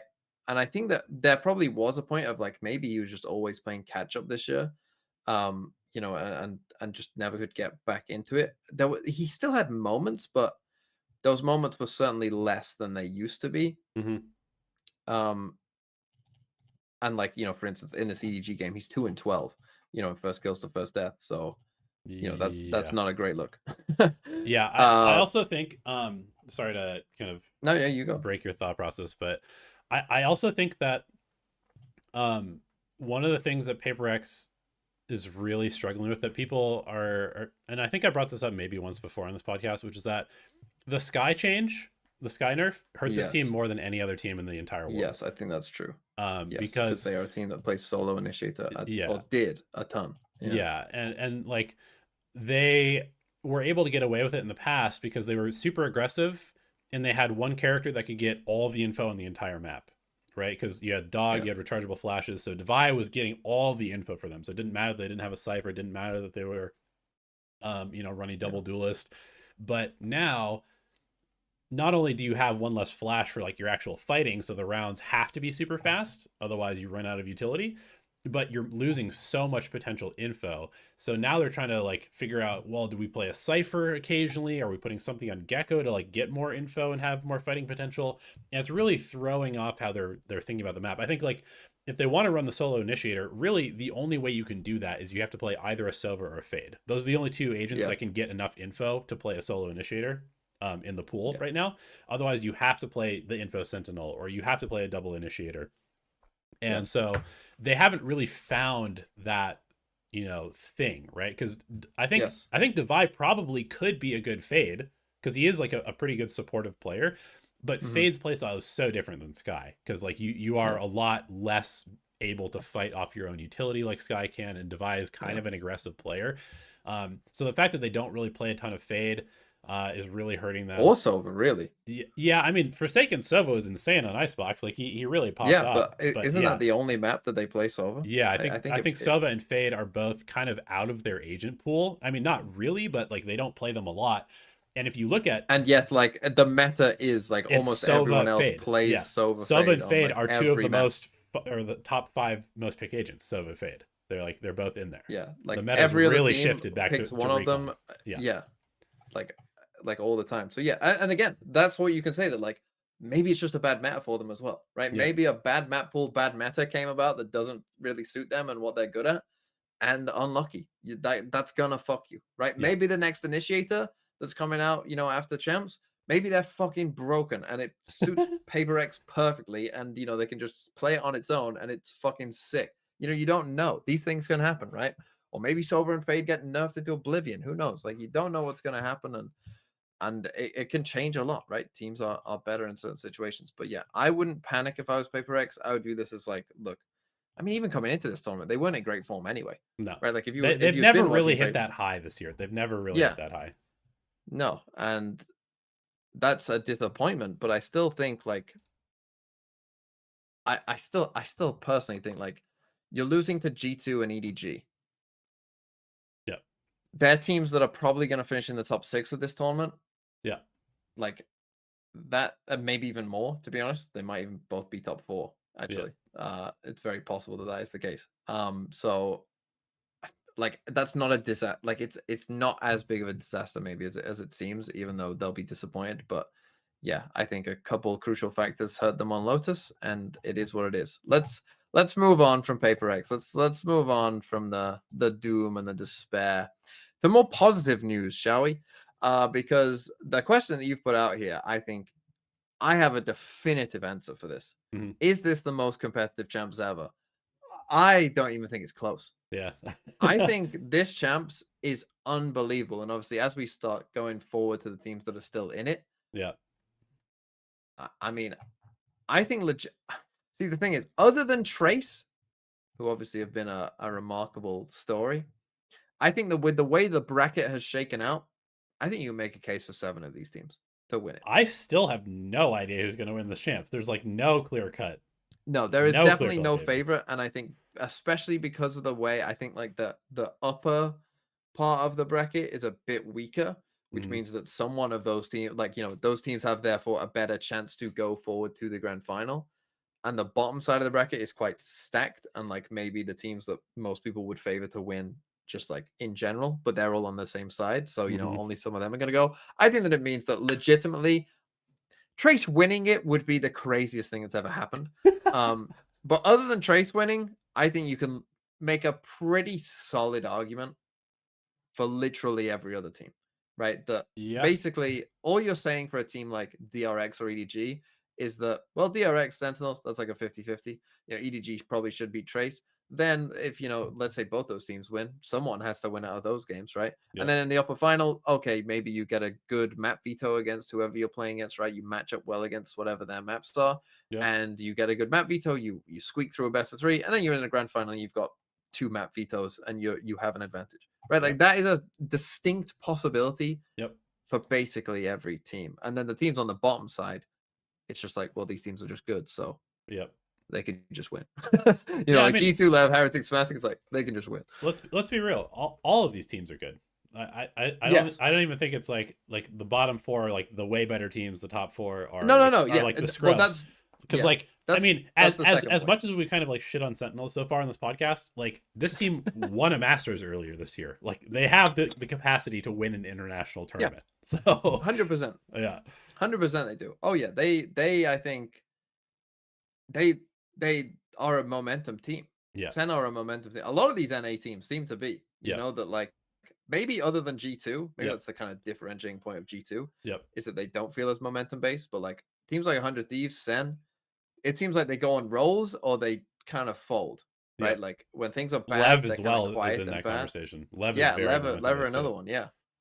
Um, so yeah, they could absolutely do it. I mean, all like as you say, and the gap between, as you say, like they who even is the honestly who is the favorite? Let's start at the bottom. Who's the worst team left in the tournament? I think you probably have to put Trace at the bottom, Really? just because I think As the number one the seed that beat Lev already? the only reason I say that is because I think that they are still somewhat reliant on Ascent and Bind, and I don't think that their map pool will be fleshed out enough across the entire tournament when they have to play other maps. Okay. That's my personal take, but uh you can disagree with that if you want. But I would personally still probably put them eighth, but I honestly think I mean that is honestly a good point. I have no I have other than other I would put Trace bottom, but other than that, I don't know who's seven. I don't know who's six, five, four, three, two, or one. I mean, I can't even. Who is a one? I mean, if we're just going like pure logic, it's got to be maybe like a G2 or a Yeah, Heretics. I would probably say G2, Yeah. but that it feels wrong. Yeah. It feels wrong to put G2 one. Feels wrong, but honestly, Yeah. maybe. But I think that they have like, could they lose to Lev? Of course they can. They got Yeah. battered in the best of five against Lev. Why not? Yeah. Right. But that's the thing. Like G2, we're maybe tentatively putting them one. If you told me G2 go out here seventh, eighth, Yeah. it's like, yep, yep. Because if they Yeah. lose, they have to play against Team Heretics or Fnatic. So yeah, can they go out seventh, eighth? Is Absolutely, they that can. how it goes? It doesn't flip. No, the first one is yeah. If they lose, they play Heretics or Fnatic. Yeah. I One didn't. of G2, Lev, Heretics or Fnatic is going out seventh, eighth, Yeah. That's which wild. feels rough. That's wild. Yeah, that feels rough. But yes, I think this is absolutely the most competitive champs ever. Even if like GENG was still in here and looking good, I would still say yes because I think that there's just a lot of like I feel like most years there is only 3, 4 teams that you actually think can win it. Yeah. Whereas this time I think it is 7. Yeah. I would say it's. And I like would say it's like. I mean, honestly, it's probably 8. It's probably you think Trace can win? probably You think everybody can Trace win. can win? I don't know. I mean, Okay. realistically, in my heart of hearts, it's probably more like 5 teams that could win. But based on what's happened so far, there's evidence to the contrary of that. Oh no, I wholeheartedly believe that 7 teams can win. Like Mm. actually win. I can make it. Give me 2 other teams that you don't think can win. I will give you a convincing case of why they can. I don't think DRX can win as good as they've looked, just because of their Okay. inexperience, and I don't think. I don't think EDG can win either. Okay. I'm gonna make the case for you for DRX, especially DRX. DRX can win this tournament. Do you admit that DRX Sen is a 50-50? Um, it's Or at yeah, least it's close. basically a 50-50. Yeah. Okay, so let's say it's not a unreasonable stretch then to say DRX win that game. Right? So if DRX can get out that first game, Yep. they then play against EDG or Trace, which I think that they would probably be slight favorites for, but you might disagree and say it's another 50-50, but that's fine. But Yeah. the thing is, DRX's big advantage in this tournament is Abyss. Yeah, they have And the most solid Abyss, but they've also they shown have up the the most most. solid Abyss, and no one else bans Abyss. Yeah. So they're going to get to pick Abyss every single game that they play. Yeah. And so if their Abyss is that good, and it is just better than everyone else's, they're starting 1-0 up. And you start 1-0 up, like you're just I don't chilling. think it's better than everybody else's is the thing. You don't. I think So, yeah. it's the most solid out of all the abysses, but I also Mhm. think it's a fairly straightforward. Okay, so full disclosure, uh on Ascend we ended up running the DRX comp. So we watched a lot of DRX VODs. Mhm. And it was not the comp that I wanted to run because I don't think it's the optimal comp on the map. Yeah. But I think it's like an easy sort of like plug and play comp on the Yep. map, but I think it's also pretty exploitable and it requires a fairly large amount of popping off from your individual players. And yes, Buzz has looked unbelievable so far this tournament, Mhm. but I also think that you are relying on a bunch of very young players to be consistently insane for the entire run. So that's my one. I don't disagree that DRX looks very good and they're like on an upwards trajectory, but I am very concerned that they can keep it together mentally for an entire like upper bracket through grand finals run. And I think if they lose, it's over. My hopium towards the end, if you think that DRX, like the path to DRX to make the upper final, I don't think is I don't think it's that that difficult. crazy. No. No. And then once they get to the upper final, my copium here is that that's when they go to the big crowd. And if DRX are in the final Mm, four, they will have a massive crowd hype yeah. buff. And Yeah. even though they'll be inexperienced, maybe that will carry them, like people going fucking crazy when they get a kill and whatever, maybe that would carry them through, Yeah, it's possible. to doing that.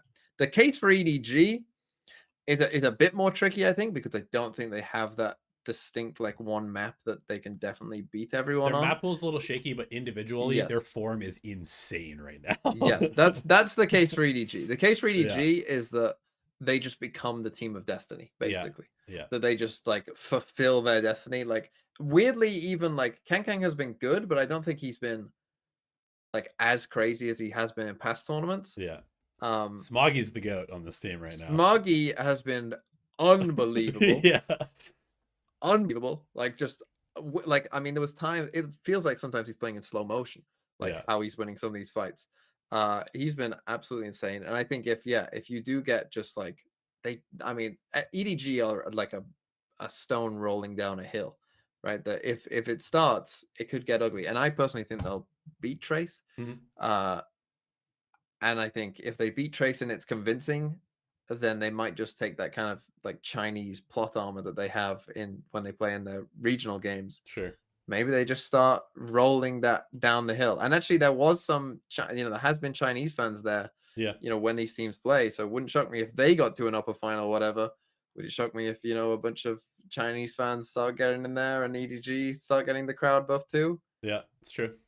Wouldn't be surprised. So It, yeah, let's talk about Abyss and Haven then, because I kind of mentioned Abyss there, which is a very interesting map. Because other than DRX, don't think anyone has played more than 2 games on Abyss. I think Heretics have played twice. I think maybe they've played 3 times, but uh, most of these teams are pretty inexperienced, in terms of actual, on stage real game on Abyss.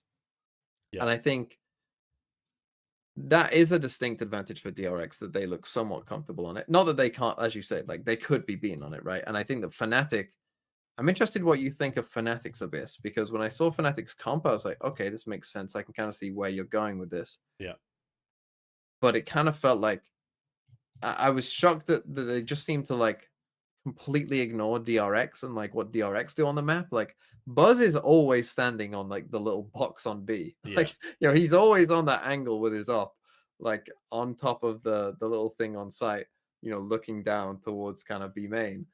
And for whatever reason, Fnatic just seemed to be like always shocked at like, whoa, this guy's there again. Like, whoa. Yeah. So I'm interested. What do you think of Abyss?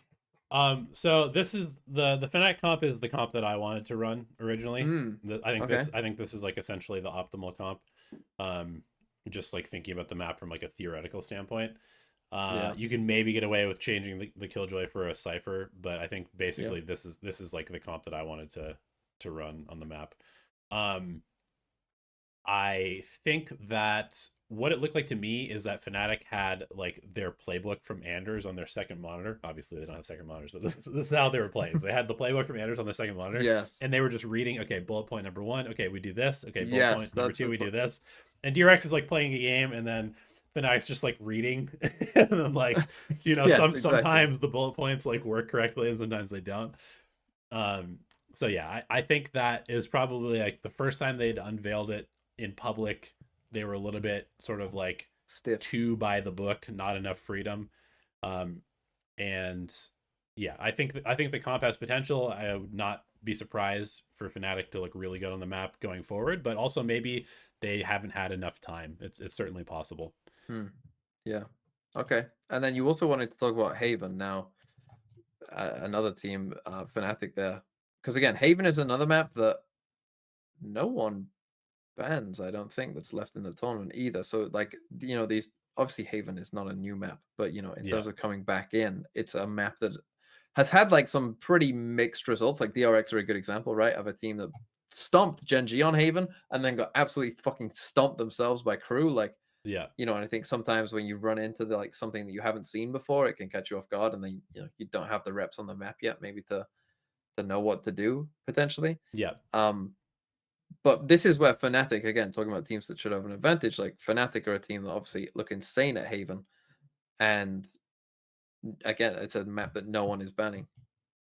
Yeah, I think the Haven is a very interesting map right now just because it's like we're almost seeing like the the old meta meet the new meta, and then Mm, also sort of like the transition point between that, right? Because there's a couple teams that are playing like the Jet Breach like original yep, comp. old stuff. Yep. There's some people that are playing the Jet Breach but with a Neon that is also Mm. kind of like the same comp but a little bit more explosive. Exciting. Yes. Yeah. I think the Neon version is actually really good. Yeah, it's pretty Um good. and then there's like obviously Fnatic, which is like fully in a new direction with the ISO Yoru, and like that is Crazy. completely Yeah. completely different, but also very good. And yeah, I mean, I think it's going to be, that one is maybe going to be like the contest of ideas. Whichever idea comes out ahead will be like the meta going forward into the next season. And right now, it kind of looks like Fnatic is winning that, but maybe with a little bit of time, now there's like what 5 VODs of them playing the map or something like that. Maybe people will learn to exploit it a little bit because it does lack some of the pieces of like the more meta comps on the map. Um, yeah, I mean, I'm really interested to see how Haven develops over the course of the playoffs. Yeah. Um, And then even you've got, I was kind of excited to see this. G2 went back to that old kind of guard, like Yoru, Viper, mhm, went in a bit of a different direction as well. So yeah, there's definitely a lot of interesting stuff going on in Haven. yeah, And yeah, personally, I mean, I like the neon version of the breach. mhm, I think that the old version with Jet is a bit stale, to be honest. I think it's a bit little stale, but that's just me. yeah, Anyway, right, this, so you put this in here, the bracket draws and the playoff format. You put this in here. I look, anytime that these things happen, I have to always bring up, because like again, this always happens with these tournaments, right? We always get regional matchups. We've yeah. got 3 regional matchups here to start the playoffs. I have to remind you, like I have to say this every single time. So I don't know if you put this on here just to see me rant about this, but either way, let me just point this out to you, right? None of the groups had regional matchups, right? The Yep, way the groups worked, yep, there are no regional matchups, right? Okay. So think about that. Just keep that in your mind for a second. There are no regional matchups in the groups. yep. We don't want the same teams to play the same teams, right? We can all agree on that. That wouldn't make any sense. Like I if don't you both personally come through care. the I groups, feel like a full random. you don't care. I feel like a full random draft would be fine, but No, I'm not for that okay. personally. I think that that would be a bit stupid to have the same matchups again, and that's the way that Riot did it. Yep, So you can't have the same matchups, right? But again, there are no regional matchups in the group stage, so yep. therefore, They have to be you in know, playoffs. Yeah, like there's a much better chance in playoffs that like as soon as one team gets drawn to one side of the bracket, like as you saw the way it turned out, like there's going to be. And also, these first games, again, just to point this out to you all, these first games aren't the only games of playoffs. yeah. Okay? Everybody gets So two when lives. so when one of these teams loses, so for instance, let's say G2 beat Lev and Heretics beat Fnatic, guess what? You're getting G2 versus Heretics and Lev versus Fnatic in the more important games, Yep, right? In the more important games, you're getting non-regional matchups, right? And in fact, because of the way it's played out, you're guaranteed non-regional matchups for all of the second games that these teams play in playoffs, which are more important. yep. Okay, so fucking chill out. It's fine. Yeah, you're. I in fact, I can't do the maths in my head, but I think the way that it was gonna turn out, there was literally like a 50% chance that you were gonna end up with something like this Yeah, because of the way that they decided to do the draw. yep. And again, I think the way they did the draw makes sense. So fucking shut up. Okay, I'll shut up. Okay, good. Let's talk about the predictions then, shall we? Let's do a quick cosmic divide bracket. Okay, Are you ready? Do you okay. have the bracket up? Can Oh, you get it up? yeah, I've got it up. Okay. Here we go then. Shall we? Let's uh let's start. DRX Versus Sentinels. versus Sentinels, the first game. As I said earlier, I think this is a 50-50 to be honest. So I'm not really too bothered which way you go. The slight edge I would give to DRX is I think that they have a slightly better map veto in this one Hmm. because they'll ban one of Lotus or Sunset, and Sen will almost certainly pick whatever they don't ban. But that Hmm. means that they can prepare for that one, knowing which one they're going to pick and which one they're going to ban. Yep. And Sen won't. And also, Sen will probably stick with their Ascent ban, and I think that DRX will probably pick Abyss, and again, probably have a slight advantage on that map too. And then looking at the rest of Sen's map pool, I still think there's some weaknesses in there, so we'll have to see. Uh, but I would be, I mean, I'm going to say this about every single game just now. I think when you look at the map vetoes of these games and how they're likely to go, it kind of feels like every game should be 2-1. Now, obviously, they probably won't be, but that's kind of how it feels. Just looking Hmm. at like from a map veto perspective, it kind of feels like that. So, where are you on this game? I'm maybe ever so slightly on DRX, but like 51-49. Yeah, I think I'm slightly also on DRX just because I don't think that Sentinels is quite in like the form they need to be to win this tournament right now. But having beaten Gen G, maybe that is enough for them to suddenly A believe. catalyst, yeah. And it's like, okay, well, if we can beat Gen G, we can beat anybody in this tournament. And if they believe that, then they play with confidence. And when Sentinels plays with confidence, it's very hard to beat them. Yes. Yeah, Um, I think this first game will determine a lot for Sen. Like yeah, either like if they win this game, again, like these teams in this side of the draw like have a pretty good bracket to get to like the top three. Um yeah. I and think I this think is if Sen this is win this very game, much they like go through Sentinels to the top lose, three. they're out in two. If they win this, who knows how far they go? Basically, Yeah. Yeah. So but are we both slightly on DRX? slightly on Sen fans won't like this. DRX, slightly on Okay. DRX. Slightly on I'll pick DRX. DRX. Okay, Trace EDG. I've already said my piece on this. I think EDG. I'll give you a quick reason why. EDG are going to ban Ascent. That's Trace's best map. Hmm. Trace will probably be able to pick Bind, which they'll probably win, but I think on the rest of the maps. And Trace also always ban Icebox, which should be an advantage for EDG as well, because as we saw against Paper X, they just got stomped on Icebox. So Yeah. I think that that's the reason EDG win. Yeah, I mean, I think Trace probably plays slightly better Valorant than EDG as far as like Mm, the macro and strategy game goes, but I think there's going to be that like Chinese aura happening yeah, where it's just the like smoggy aura. you just can't beat EDG if you're a Chinese team still like to Mm, this day. So I'm going to yeah. take EDG as well. Okay, now this one, G2 Lev. Oof, this is a rough one. I know. This is a As rough is the one. next one as well. Yeah. Oh, I don't even know. Because again, like the way that this map veto again should play out is pretty locked in, I think. Obviously we've seen these teams play against each other quite a lot recently. Yep. But G2 should ban Sunset, Lev should ban Lotus, and those are both good maps for the other team. Yep.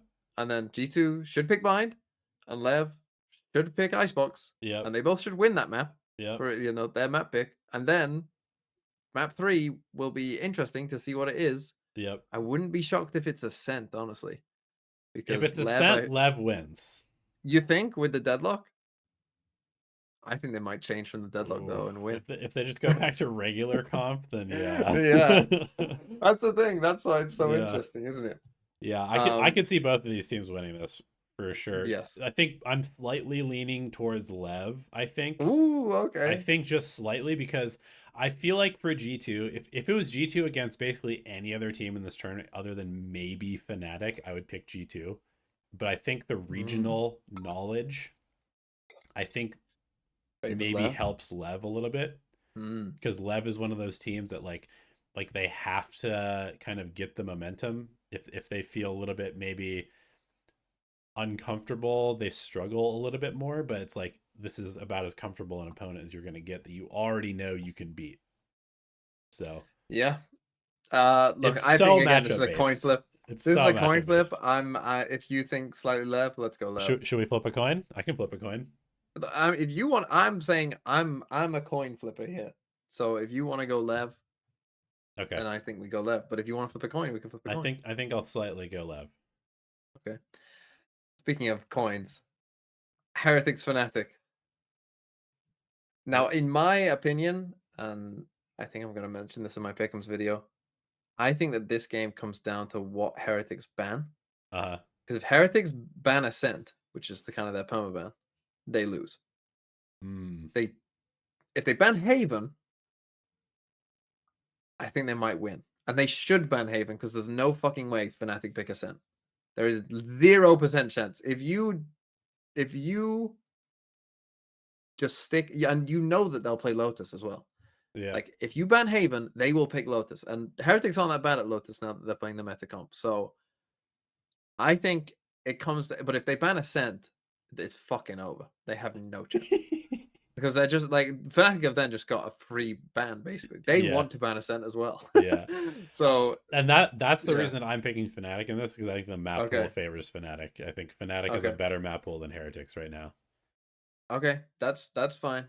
Yeah, I'm kind of happy to go with that. In my opinion, it's like if Heretics ban Ascent, I think Fnatic win. If Heretics don't ban Ascent, I think it's Slightly Heretic favored. I or... might slightly Heretics, but but I'm saying that I don't know which path they will take, and so overall, I guess it slightly leans Fnatic because if they ban Ascent, I think they're fucked.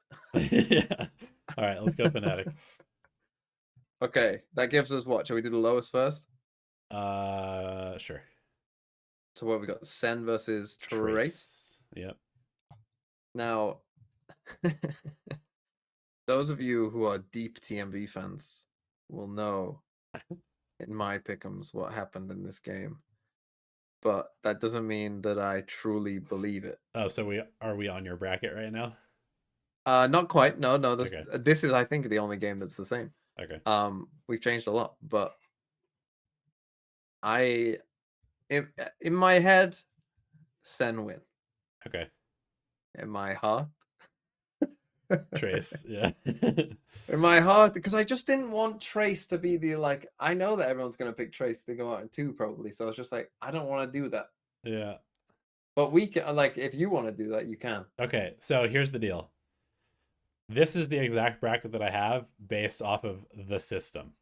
Oh, what does the system say? And this matchup is exactly 50-50. So I literally had to flip a coin when I was doing this in my Go on. inside What did the balance coin bracket. say? The coin said Sentinels win. Oh, okay. But I'm willing to flip. I'm willing to flip a coin again to see what happens. Leave it up to chance. Go on. I think this is podcast. This is podcasting. Do you have a coin on hand? I do have a coin. Should we use an American quarter, or should we go to neutral ground and use a Canadian 10-cent piece? If you've got the Canadian, well, the 10-cent piece. Ooh, that is pretty Canada. biased, isn't it? I don't think I have any other coins. I have a penny. No. You flip that American coin. It's all gonna be biased. We'll go with the quarter, the classic. Okay, heads. Sentinels. Sentinels. Yeah. Tails is Trace. Okay, here we go. I won't bias this. I'm gonna have to catch it, but it's heads. The coin is spoken. Sorry, Trace. Sentinels wins. I mean, that's chance picking Sentinels twice, so I guess it's Sentinels that goes through. Yeah, unlucky. Okay, what was our other low game? G2 versus Heretics. Good lord. Fuck me. Good lord. To me, this is actually pretty straightforward. Oh, go on. I'm gonna pick G2 because I think G2 is the team that will handle losing better than anybody else, aside from maybe Fnatic in this entire bracket. And I think that G2 have that mentality of everything we do forever. They got the losers mental. Everything we do forever is going to be a grind. And so we're willing to literally just grind it out. We'll grind it out harder than anybody else. And I think, again, the Heretics map pool is not particularly strong right now. See, you speak such logic, but yeah. Sell me on Heretics. They're the team of destiny. Heretics are the team of destiny. You have them winning this, don't you? Yep. They're the team of destiny. They are the team of destiny. They're going to do it. And G2 are but a stepping stone in the way. I completely agree that their map pool is like not the best, and overall G2 have looked more impressive. If we take their like overall last 5 performances, I would say G2 have probably been better than Heretics overall. So fine, pick G2. Pick G2. Whatever. No, you can't give up like that. That's such a No. that's such a cowardly way to go about it. I thought you were gonna Well, then just. fucking pick Heretics then. I thought you were gonna But go then in and say Benji Fishy, my goat, my countryman, he's going all the way. But you didn't sell me on that. What are you doing? But What the are you thing doing? is- You giving into America? You no, but giving I into can't have America Heretics winning supremacy? all of the pick'ems that I'm a part of, because then they're definitely not gonna do it. So have them going out in 2. This is perfect. Okay. This is perfect. The Cosmic Divide Curse. Have them going out. What an American You'll fucking bias. see. What an You'll American fucking see. bias stream this is. Well, now Fnatic are winning it because they're the only EMEA team left. So, All right, let's go to the upper bracket. DRX versus EDG. oh my god.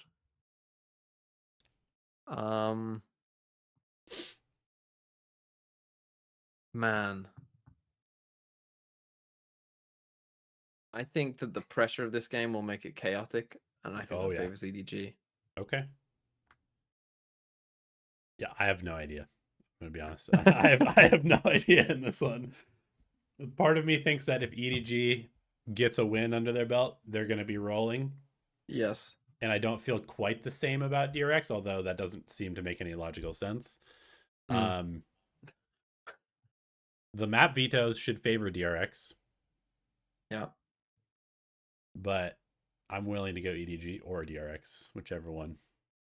No, you're right. You've sold me with the map veto because DRX are going to ban Sunset and EDG. EDG should be in some trouble if they do that. Yeah, there should be enough good maps for a DRX, I think. Yeah, and DRX will win Abyss against EDG. I have faith. Okay. Go DRX. All right. What's our other one? Lev, Fnatic.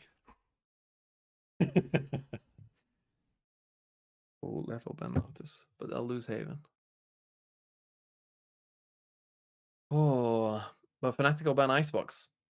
Fnatic win. I think Fnatic win too. I think Durka is in form for like the first time. The last month is like the first time Durka's been in form all season, and it is a absolute game changer. I think people have forgotten that Durka was in the conversation for 2 years as potentially the best player in the world, and put some respect on my Finnish goat's name. Okay, who have we got in lower round 2 then? Lev Sentinels. Oh. This is the thing, this tournament, like this is what I mean, like any way you do this, yeah, these are all just bangers. Get constant bangers. These just are all constant bangers. Lev Sen.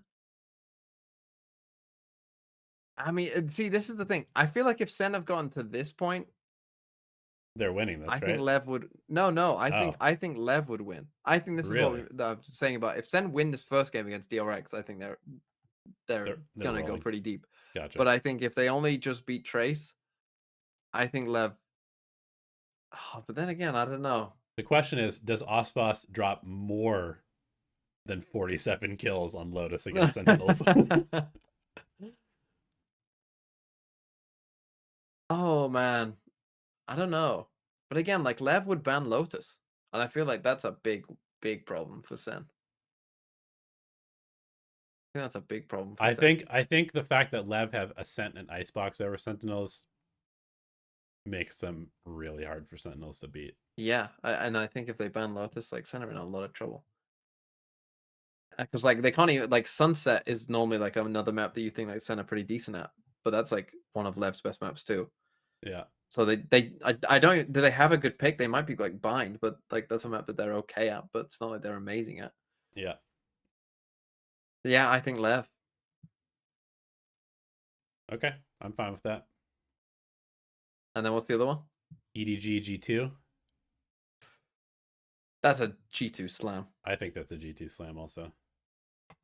Okay. All right. DRX Fnatic in the upper final. We know how this goes. Fnatic wins. You know how it goes. Fnatic wins. Yeah. Yeah. All right. Lev G2 in the lower round 3.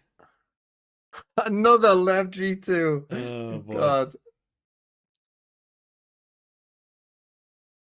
I don't know. I want to flip a coin. You want to flip a coin? I want to flip a coin for this. All right. I would probably. These teams will have played each other so much that it's like, who fucking knows what That's happens. true. It's like I think on paper I would favor Lev still, but G2 with a second chance at you, it's so hard to pick against them. So yeah, I'm down to flip a coin.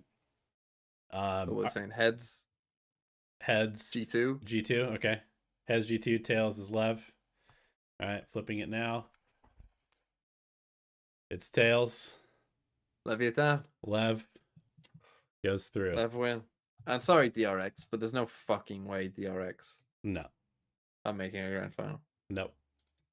Lev Surely. Fnatic. Lev Fnatic. But Fnatic have double map ban. Ooh.